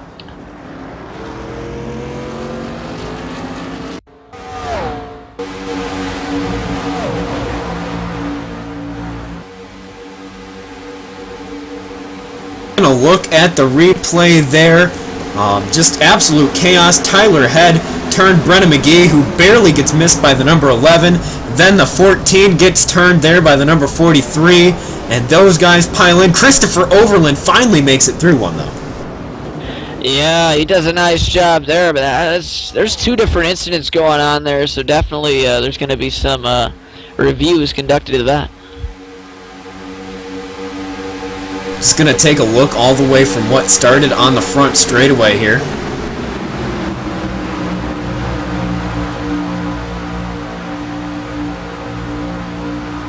You see Corey Heffley on the back bumper of the number 66 of Blake Reynolds here, going on the back straightaway. The number 52, he's going to look high. Blake's going to block, and there's some lag in between.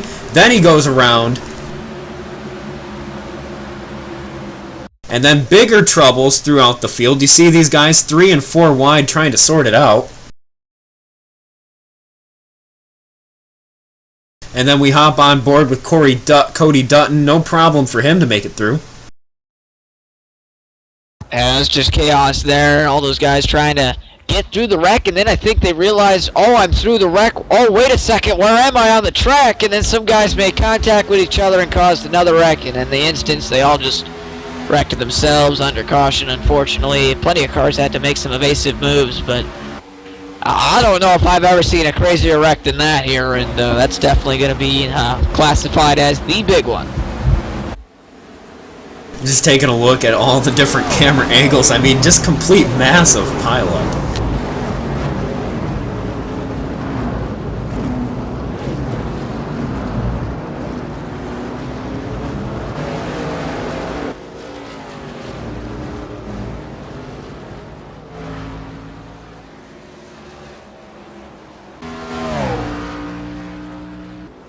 Although Blake Reynolds survived through that one to be the leader here. The number 32, Evan Melanson there in second. And then you've got the number 27 as well as the 5 in the top 5. First time we've seen him up there all race long.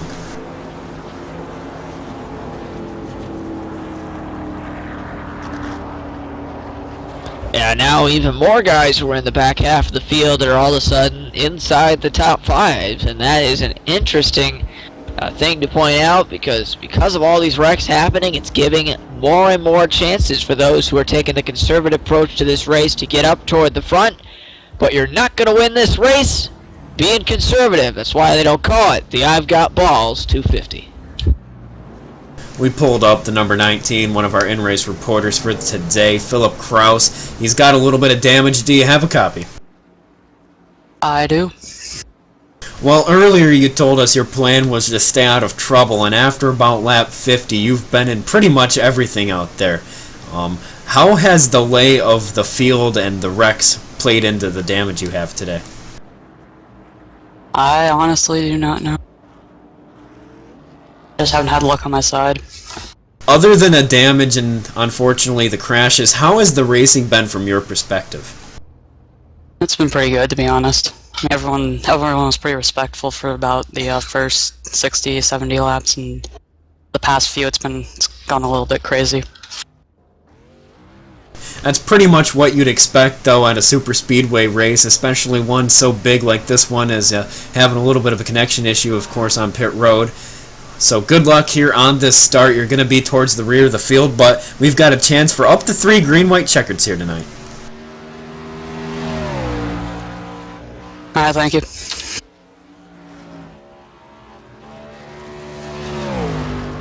Yeah, that's right. Brendan McGee's not going to allow this race to finish under iRacing yellow flag rules, and that would basically mean you're going to pace, and whoever is leading when the caution comes out is the winner. That's a big false. We've got overtime that can possibly be used if we need to go to that, like you said, Steve, possibly 3 tries at a green-white checkered, and it has been done before. So it's definitely something that they would be accustomed to and they would not be afraid to use if needed. And we're going to try and see if we can get this race finished under the best possible circumstances for not only the viewers, the fans, but the drivers as well.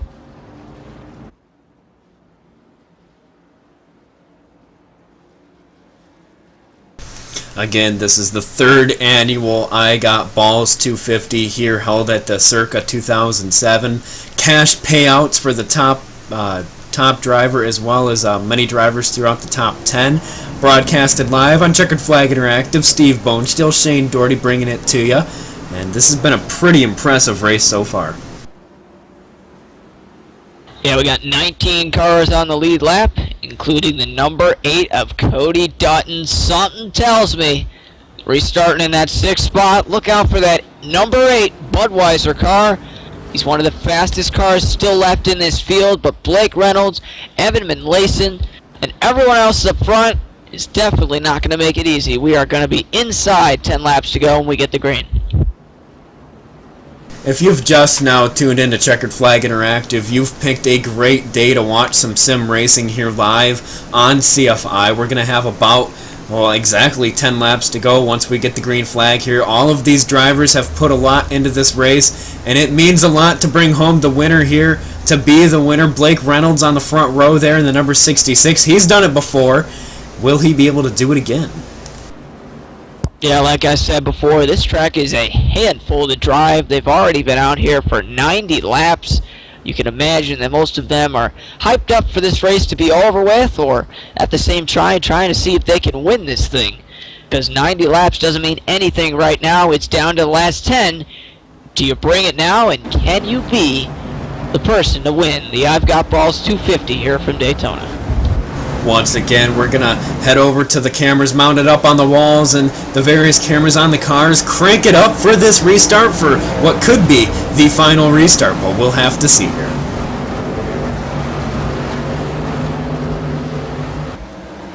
Pace car is off, green flag in the air, crank it up.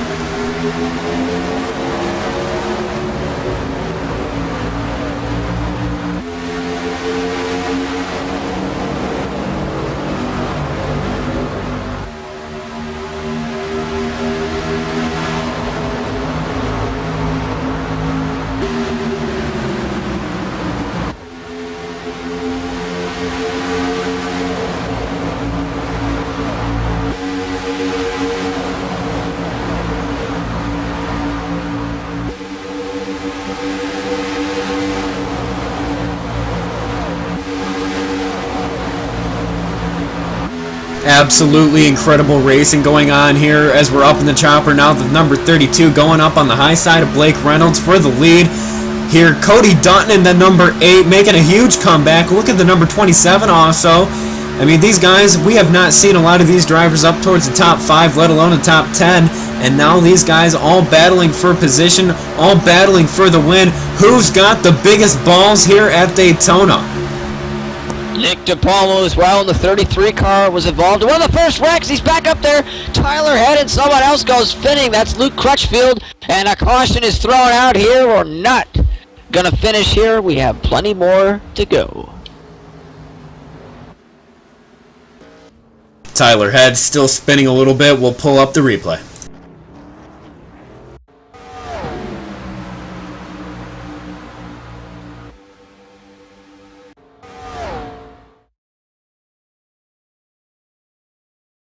See right there, Tyler Head's down on the bottom. Currently pushing it through 1 and 2. That number 4 machine just looks to get a little bit tight on the exit of the corner. A little bit of a bump from the number 3. Gonna tap that 16 car, and he's gonna go sideways there. He's gonna get knocked again by the number 4 as the number 4 gets a little bit of air down on the grass, and he's just gonna go sideways down there. And unfortunately, that might just be the final blow to Tyler Head's chances of getting the win here tonight. Yeah, definitely. I think he was looking to crack open a nice fresh Pepsi in victory lane. That unfortunately probably will not be happening here unless we go to some green-white checkers, and then I think he still has a chance, but even then he's going to have to come through quite a lot of cars to do that, which we've seen before, but there's not a lot of time to do that, so definitely a disappointment there for those two, and but that was all. That was the only 2 cars involved in that caution. There's still everyone up here up front, and they are eagerly waiting to get this race underway, but now we've got a pace under caution.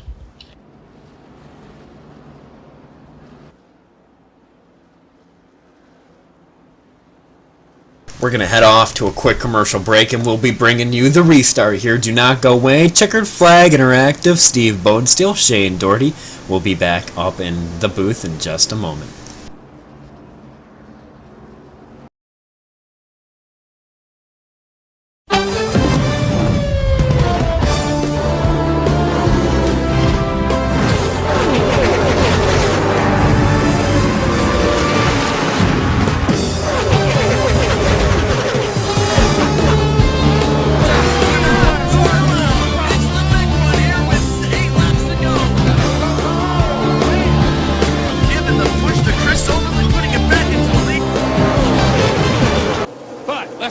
It's not over, so don't, by no means. Yeah, don't cast a check.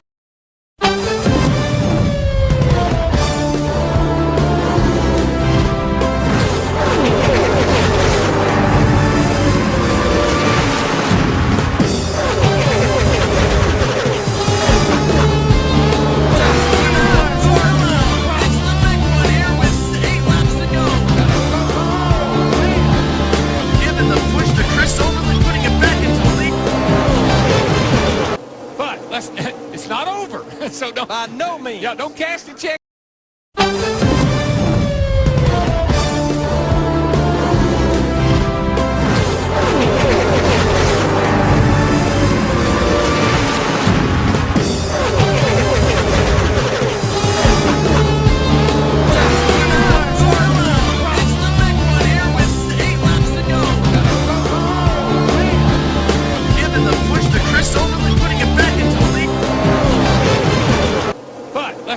It's not over, so don't, by no means. Yeah, don't cast a check.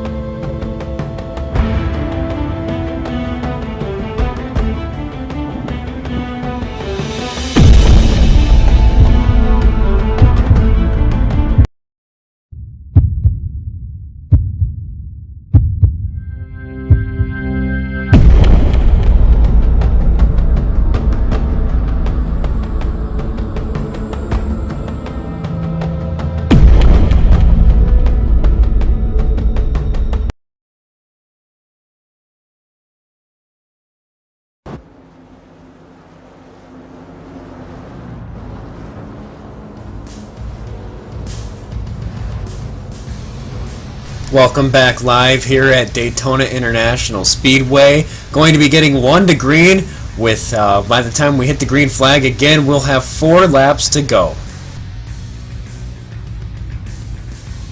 Definitely still have a chance to have a caution come out and maybe have a restart, but more than likely I think if a caution comes out before the race is over, we would be forced to use our first green-white checkered, and that would mean overtime. So definitely this is going to be an interesting restart. Cody Dutton's going to be on the outside of Evan Manlayson here. That 8 car has been strong, but does he have enough to hold off against some of these guys around? Blake Reynolds, former winner we should say, also in 3rd there. Nick DePalmo also up there as well. Plenty of guys still there in the mix and that could win it here if something could happen. So definitely a lot of guys in it, a lot of guys eager to get this restarted. Shane, what do you expect to see here once the green flag drops for this final start? It's just looking at it right now, I've got my money set on the 8 car. Cody Dutton, that car has been awesome all day long, but the question is are we going to see a caution? I think is the better question to ask. I would say yes. I'd say in the last 4 laps we will go to overtime, and I think that 8 car is going to have to earn it. After that, Steve, well, your guess is as good as mine.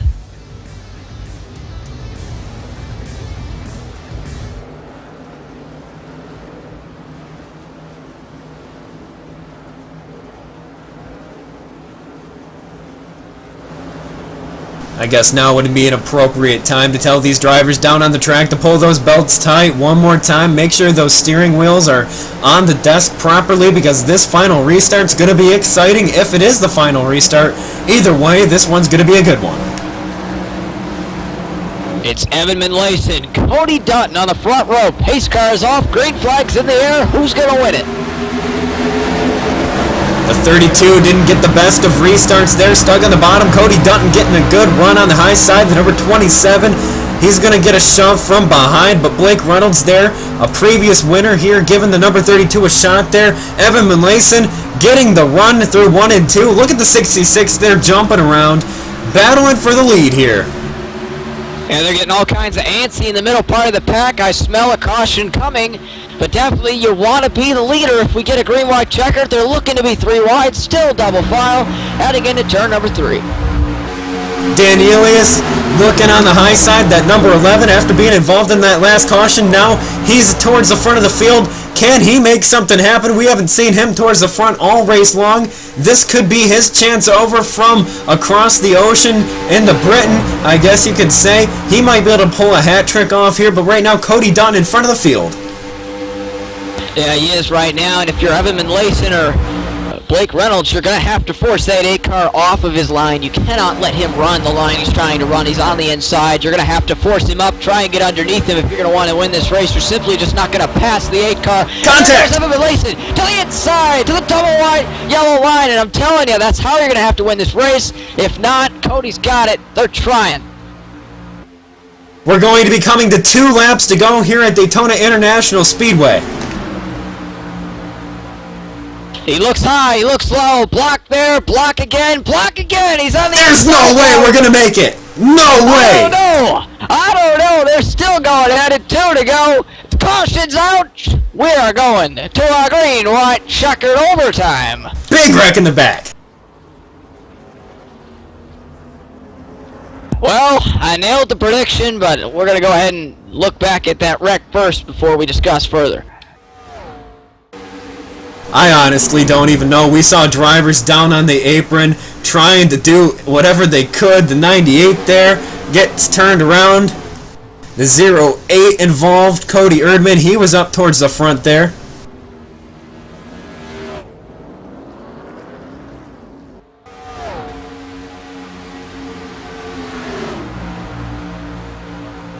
We'll hop on the back bumper of Brennan McGee. We saw him having to get down on the apron after getting knocked down and just kind of looking behind him. He wasn't involved in that part of the wreck, although he almost was about to be. Yeah, that definitely could have been bigger than it was, but that was an interesting wreck there. They are not racing for the win, but they're definitely still trying to get a top 10 or whatnot, but Yes, that's going to be an interesting wreck to bring us now to overtime in this race.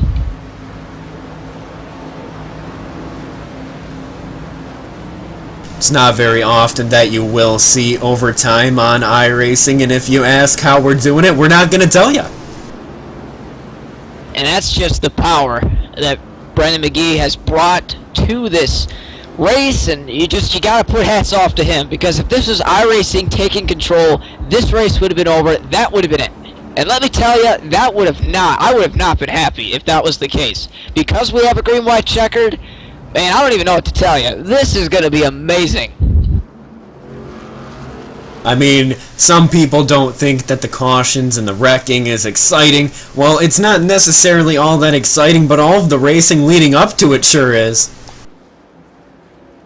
Yeah, we've come to this point. At this point, you've got to bring it now. I don't care if you've been involved in a wreck earlier. I don't care if you made a mistake. Put that all behind you right now. If you're Cody Dutton, and I know he got in a wreck, and I know he was one of the cars that caused a caution, he's not thinking about that right now. He's thinking about trying to win this race. He's up there in the lead, but, I mean, it's not going to be easy for him. He's got a couple of challengers behind him.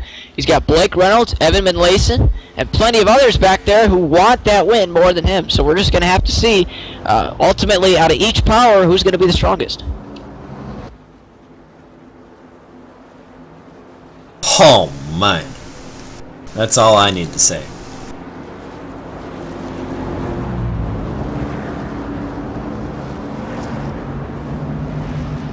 I think another thing that I'm really impressed with in tonight's event, there's so many cars still running. We've had a lot of wrecks, but having that reset feature available in this race has left 20 cars still running on the lead lap, having a chance to win the race. It's just an amazing point, and it's helped us bring us to this nice finish we're about to see.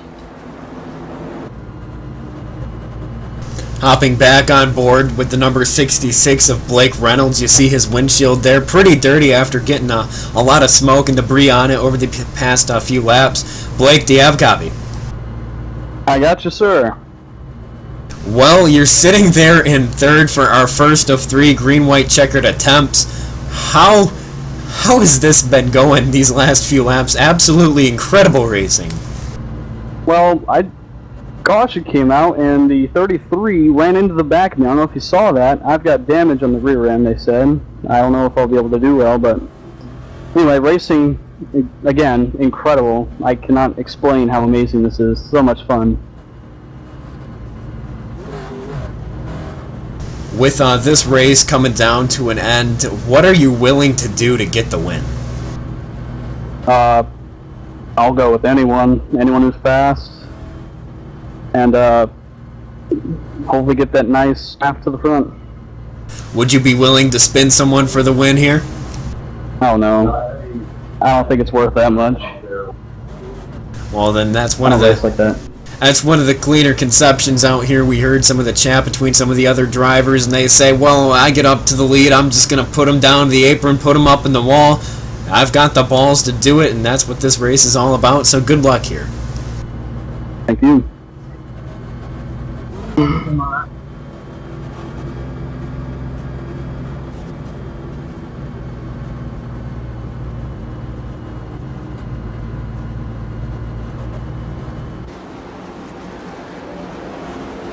Top 5 there on your screen. Cody Dutton there in the number 8 machine. Evan Manlayson there in the number 32. Blake Reynolds. Then you've got the 27 and then the number 11 of Danielius Demitis there for that 5th position. So it says 101 laps. That is because we have gone over what we usually would. This is green-white checkered attempt number 1 coming to you. And it won't be this time by, but I believe it'll be next time by. We'll get the green flag here. But if you're Cody Dutton, you're going to be the leader. You'll have the lane choice. I would assume he'll go inside. But after that move to the inside, we saw where he had to block low, had a car trying to pass him below the double yellow line. Do you think, I mean, you have to think that he's thinking about if someone's going to try and pull that move again, because I just don't see anybody beating Cody unless you get 2 partners together and they push equally as hard. But at the same time, I have a feeling Blake's going to probably push Cody out there and try and see if he can pass him, but we'll see. All I know, Shane, is We have had some amazing racing this week here on Checkered Flag Interactive. On Thursday night, we had the Upper Edge Racing CMC Sportsman Series in the B car at Michigan International Raceway. You and I covered that. Absolutely amazing finish then. And then yesterday, we had the Bull Ring Racing League, and that was an absolutely awesome race. And now today, we have the Rose IndyCar Series and the I've Got Ballz 250. This has been a jaw-dropping race. It's not quite a 10 out of 10, but it's definitely up there, at least an 8. Definitely, this finish though could put it close to that 10 out of 10 range. It's just, there's so many different things that can happen here. You can't even make a prediction, to be honest with you. It's best to just sit back, watch, relax, enjoy. I think we're just going to go ahead and enjoy that.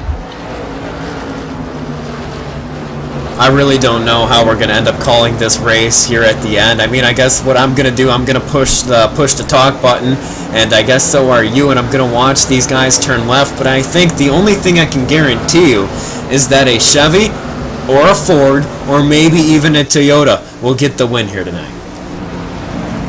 Excellent probability work there, Steve. Definitely one of those three makes will win tonight. You know, I always knew I was pretty good at math. I just didn't realize it till today. Definitely as the pace car gets ready to pull off, Cody Dutton the leader. Green, white, checker, number 1 underway. Here we go. We're going green flag racing. The number 8 car gets a huge jump. Blake Reynolds with a big time push going in 1 and 2. If a caution is to come out this first time by, it will actually just be a caution. If it doesn't, they will race it out till the finish. He's doing exactly what I thought he would, pushing Cody out there, but at the same time, and Caution's out! And the first attempt is in the books, and we're going to try and see what happened in the back. Philip Kraus involved in another one here.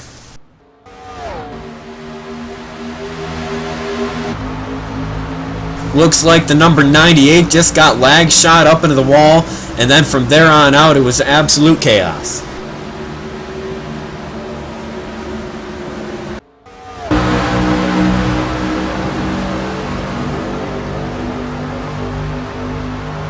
The number 24, Timothy Smith, also involved in that one. He got knocked up pretty hard in the wall there. Christopher Overland getting involved in another one as well. So, put it back up on the boards. Another green-white checkered attempt coming to you. Yeah, that's why we've got 3. One's not good enough, and something's telling me 2's not good enough, to be honest with you. It's just going to be one of those instances where it might come down to luck at this point, because there's a caution coming out. The running order did not change up front, at least that I saw. But what we do notice is that Blake Reynolds will not be behind Cody Dutton on this restart. They will be side by side on the front row.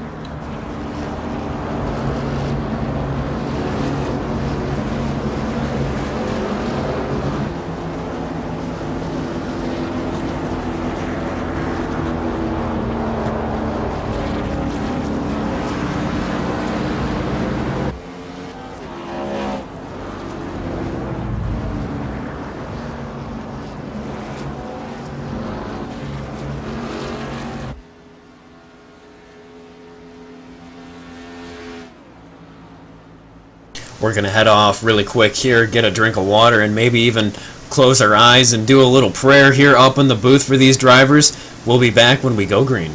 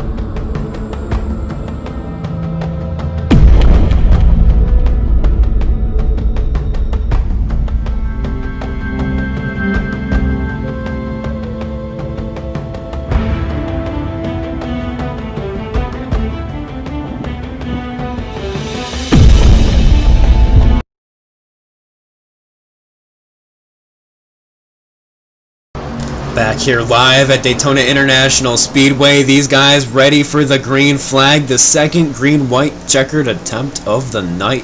Shane, these guys, Cody Dutton on the inside. Then you've got the number 66 of Blake Reynolds up on the outside here for this restart.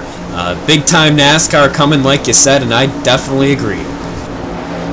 Yeah, we could see some serious moves pulled here that I have a feeling we haven't seen yet this race. It's kind of hard to believe we've seen so much great racing. You never know what one of these drivers has up their sleeve yet. The second green-white checkered. Just have a feeling, like I said before, this might be the one, but we do have that third one just in case we have another caution here.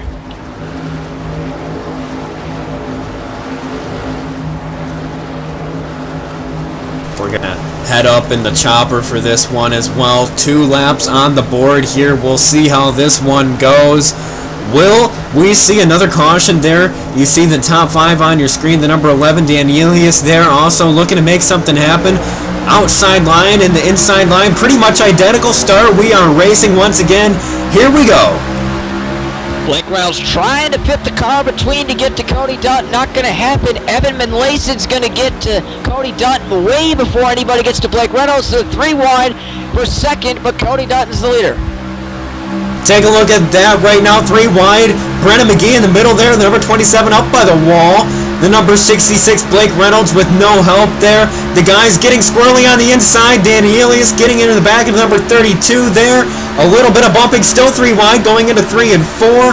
Let's see how this one goes. The number 66, Blake Reynolds, falling off. We're going to get the 1 to go this time by.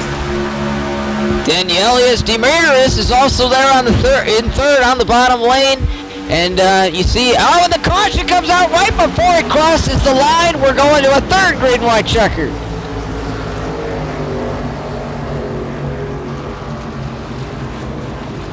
My, oh my, just when we thought the race was going to end, we once again will have another green-white checkered.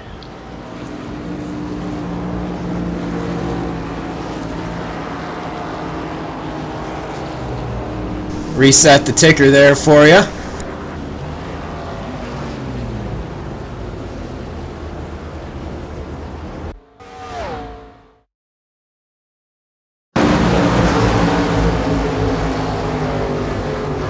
Nicholas Ward again involved in one of these.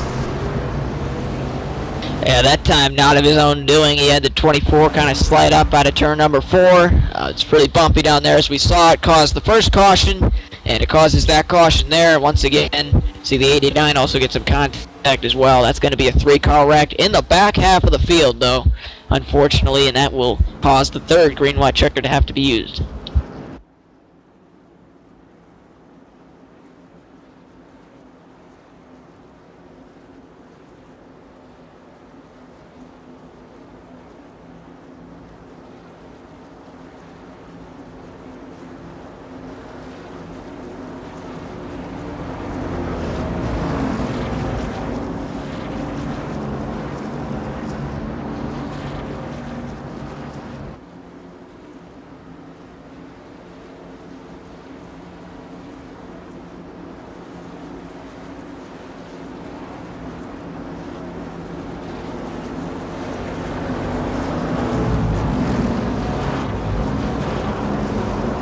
Well, this is it. When we get the green flag here, that is it. That's the last time the flagman will use it, and then they'll get ready for the white flag or the yellow flag at that point. This is going to be the final attempt. And I guess at this point, the caution comes out before we get the white flag. The race is over. So definitely we want to see this finish under green, and the first 2 attempts have been unsuccessful. Man, this has been an absolutely relentless race here at the end. I mean, you just don't know what's going to happen. Every single lap, something different happens.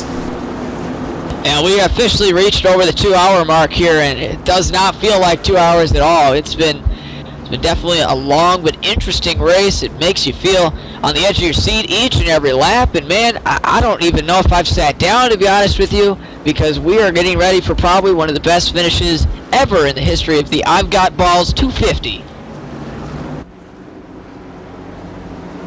You know, really what the question is someone going to be able to knock Cody Dutton out of that winning position? The only two people I think that might be able to do it is that number 11 and the number 66 of Blake Reynolds, and maybe if Brennan McGee could get up there somehow, some way. Yeah, Dan Elias is going to have to push Cody, and then he might have to use the bumper. I mean, you cannot get below him. You know, Cody's going to block low, he's going to block high, and there's going to be guys in the outside lane. If you're going to beat him, you're going to have to bump him. And, you know, you're just going to have to do it. The bump and run, the slide or be slid, whatever racing term you want to think of it. It's just, that's the only way I see someone beating Cody Dutton. This has just been one of those races that you just don't know what to expect. I knew we'd have cautions here, and everyone really did as well. And no one really knew how many cautions, but here in this race, it's been a race of attrition.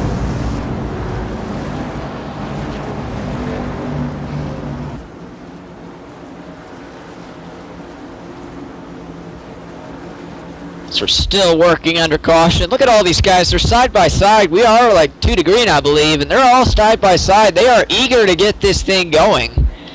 No one definitely wants to sit here and pace. They want to go, go, go, get this final green, white, checkered underway. But hold on, guys. We got a lap and a half before we do that.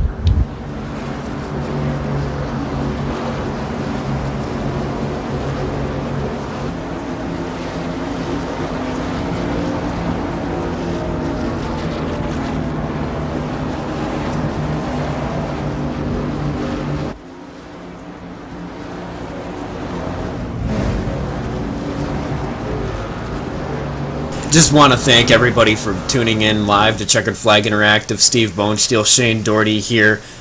It's been a very eventful race. If you ever need your Sim Racing League broadcast, check us out. Head over to Facebook. Send us email. Wow, I just cannot talk after 2.5 hours of attrition here. But if you need a broadcast done, we have extremely competitive rates, starting at $22 a broadcast and just a little additional fee for YouTube broadcasting to make it a little bit easier for your fans that can't necessarily stream 720 1080p through Twitch. Very busy week. Excited. Yeah, definitely very busy as well, but excited for that YouTube feature coming out. I know I have one of those, you could say, weaker internets, so definitely having the YouTube watchable feed helps out a lot, and definitely helps the folks out there in the same situation that I am in.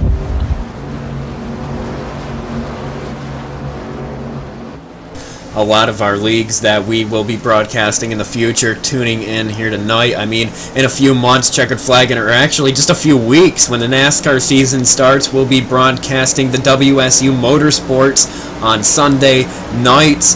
Their league will be the A-Cars here, of course, starting at Daytona and running through the entire season. That's going to be an exciting 36-race event. Also on Sundays, we have the Rose IndyCar Series at 2 p.m.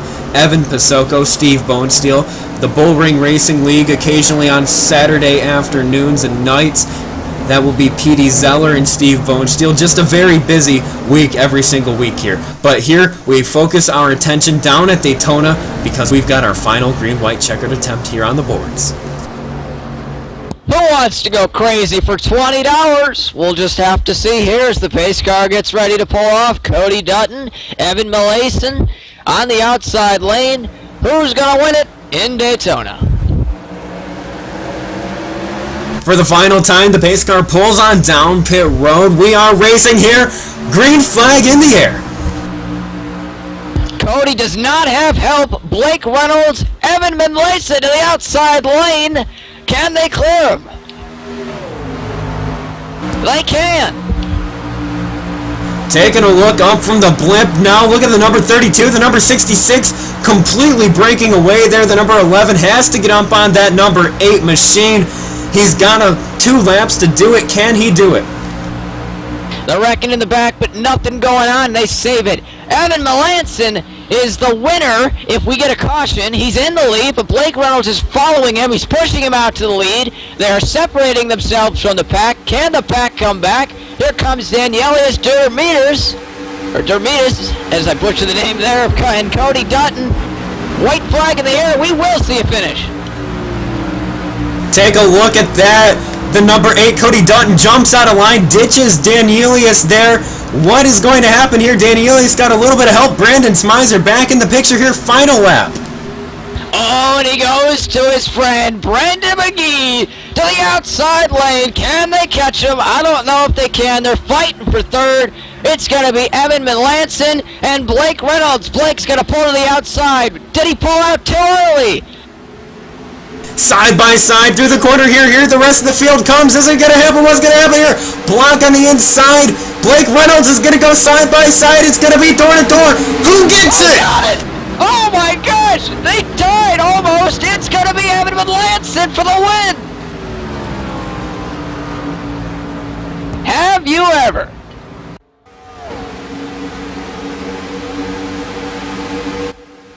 Take a look at the replay here. These guys just coming inches apart for that finish. Holy cow. You got to go all the way to the thousands to break down that finish. That's why I thought they tied almost. But yeah, 8 1,000ths of a second decides tonight's event. Blake Reynolds second. Almost won it. But Evan Melanson with the win in the I Got Ballz 250. Man, oh man, he has just become $20 richer. I don't know if $20 is all that much richer here. Just take a look at that slow motion shot. I cannot believe that finish. Absolutely incredible. We talked about Thursday night in the Sportsman Series. That was our best finish. You can go ahead and rewrite that book. This, my friends, is the best finish you've ever seen on Checkered Flag Interactive.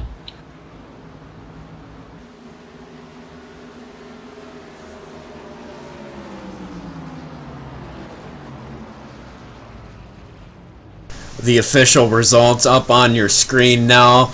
The number 32, Evan Melanson, got the win. Blake Reynolds, second. Cody Dutton, third. Brennan McGee, fourth. Danielius Demedius in fifth. Brandon Smizer there in sixth position. Number 27 in seventh. And then the number 16 finishing in eighth. That's Luke Crutchfield there. And then the number 5 in the ninth position. Then Joshua Witherspoon.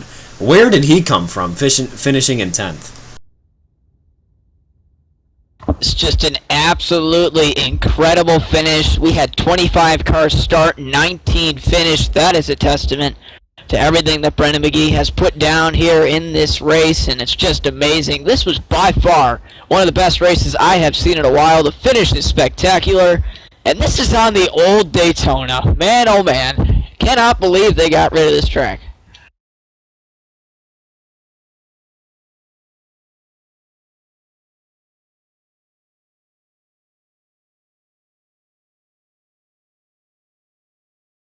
Well, while we have a second here, we're going to get those top three up in the booth. Do not go away. Post-race coverage coming to you.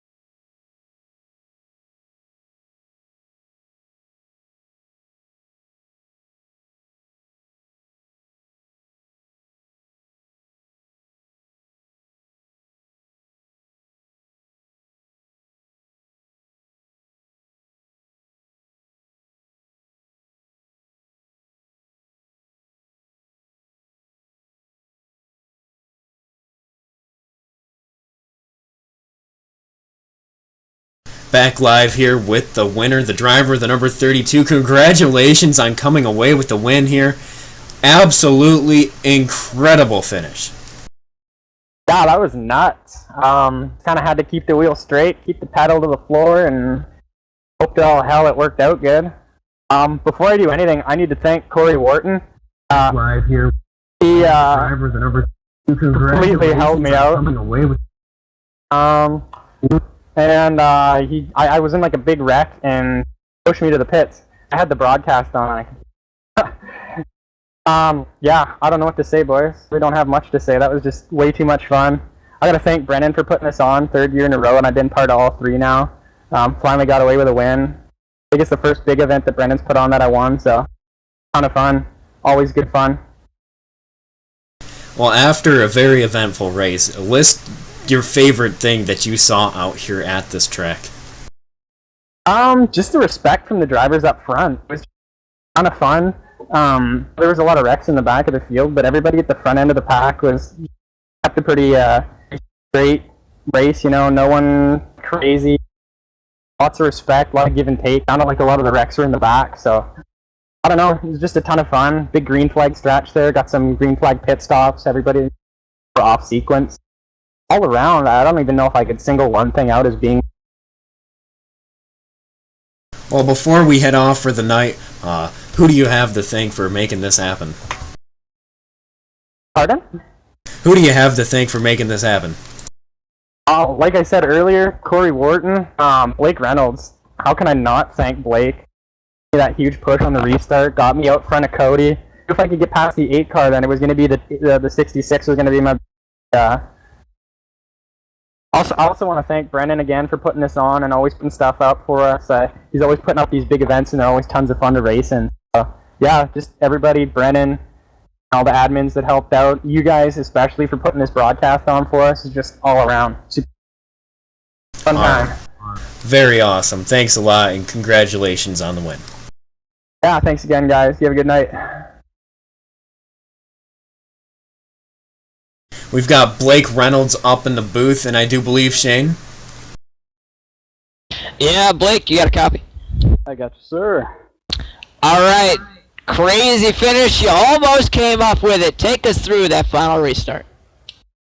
Well, we were all planning on the 8 to get a nice jump, but he didn't really that time. And the 11 wasn't on the 8's bumper, so he didn't get a good restart. I was right on Evan's bumper, and I just shoved him all the way. There was no lifting there. And I tried to go outside in a 4, that last lap. There was nothing. Evan had it. And he drove clean all race, and he deserved this win. Speaking of the drivers, what did you think of the racing out there tonight? I know Evan talked about a lot more respect out there. What did you realize? Respect, yeah.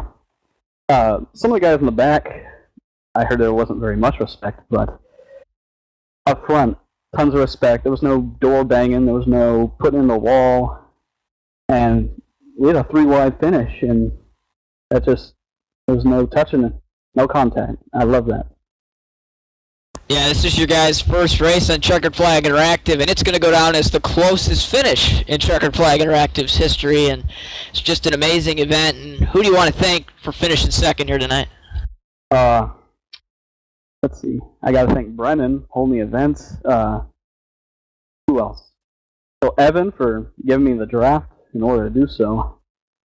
That's about it, I'd say. If I'm forgetting someone, I'm sorry. All right, and it definitely came up close there, but I think a second, you'll definitely take that. Oh, yeah.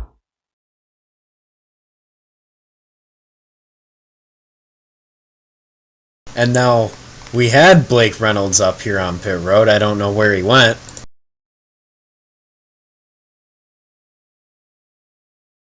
Alright, Blake Reynolds, you got a copy? Oh, yeah. Well, you didn't get the win, but you came very close. I mean, how did that final lap, how did those final restarts go for you, and do you really regret not being able to get the win, or was it just worth the experience? Oh, the race. Yeah. The racing was fantastic. Absolutely loved it. And Evan, he drove clean all race. Like I said, just nice. I liked it. And I'm completely okay with second. I won this last year. I already got the win, and Evan deserved this win. Now we've talked about Daytona and the stock car here all race long. Of course, that's what we've been racing. But what are your plans next weekend? Do you plan on dabbing onto the road side of things and tackling 24 hours at Daytona?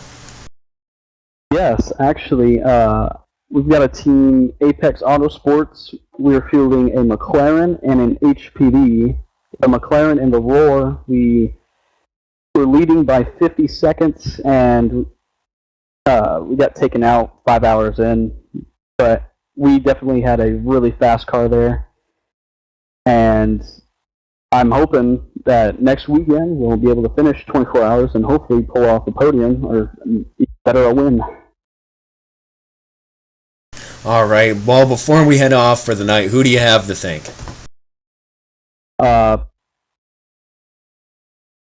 I don't know. I guess I'll thank my other team, Spartan Motorsports and the Apex Motorsport Group, for just giving me cars that I run in the other series. All right. Well, good stuff, and congratulations on getting a pretty solid finish here today. Thank you. Well, Shane, that wraps things up here from Daytona International Raceway, or I guess it's Speedway. I said that twice now tonight. I guess I don't know what I'm talking about. Oh, man. Just one of them nights, but yeah, what a finish. This one went a lot longer than expected, but hey, it was worth it. One of the best finishes I've ever seen on the iRacing service in the 3 years I've been here. And just super speedway racing is so amazing, especially when you throw in the older version of Daytona, the older configuration with the bumps, 100 laps, so much that could go wrong, and just everything playing out to the end, helping Evan Melanson to win tonight's I Got Ballz 250 from Daytona. All right, well, thank you, everybody, for tuning in live here on Checkered Flag Interactive. Steve Bonesteel and Shane Doherty brought it to you. Tune in later this week. We've got plenty more action coming to you. We'll see you next time.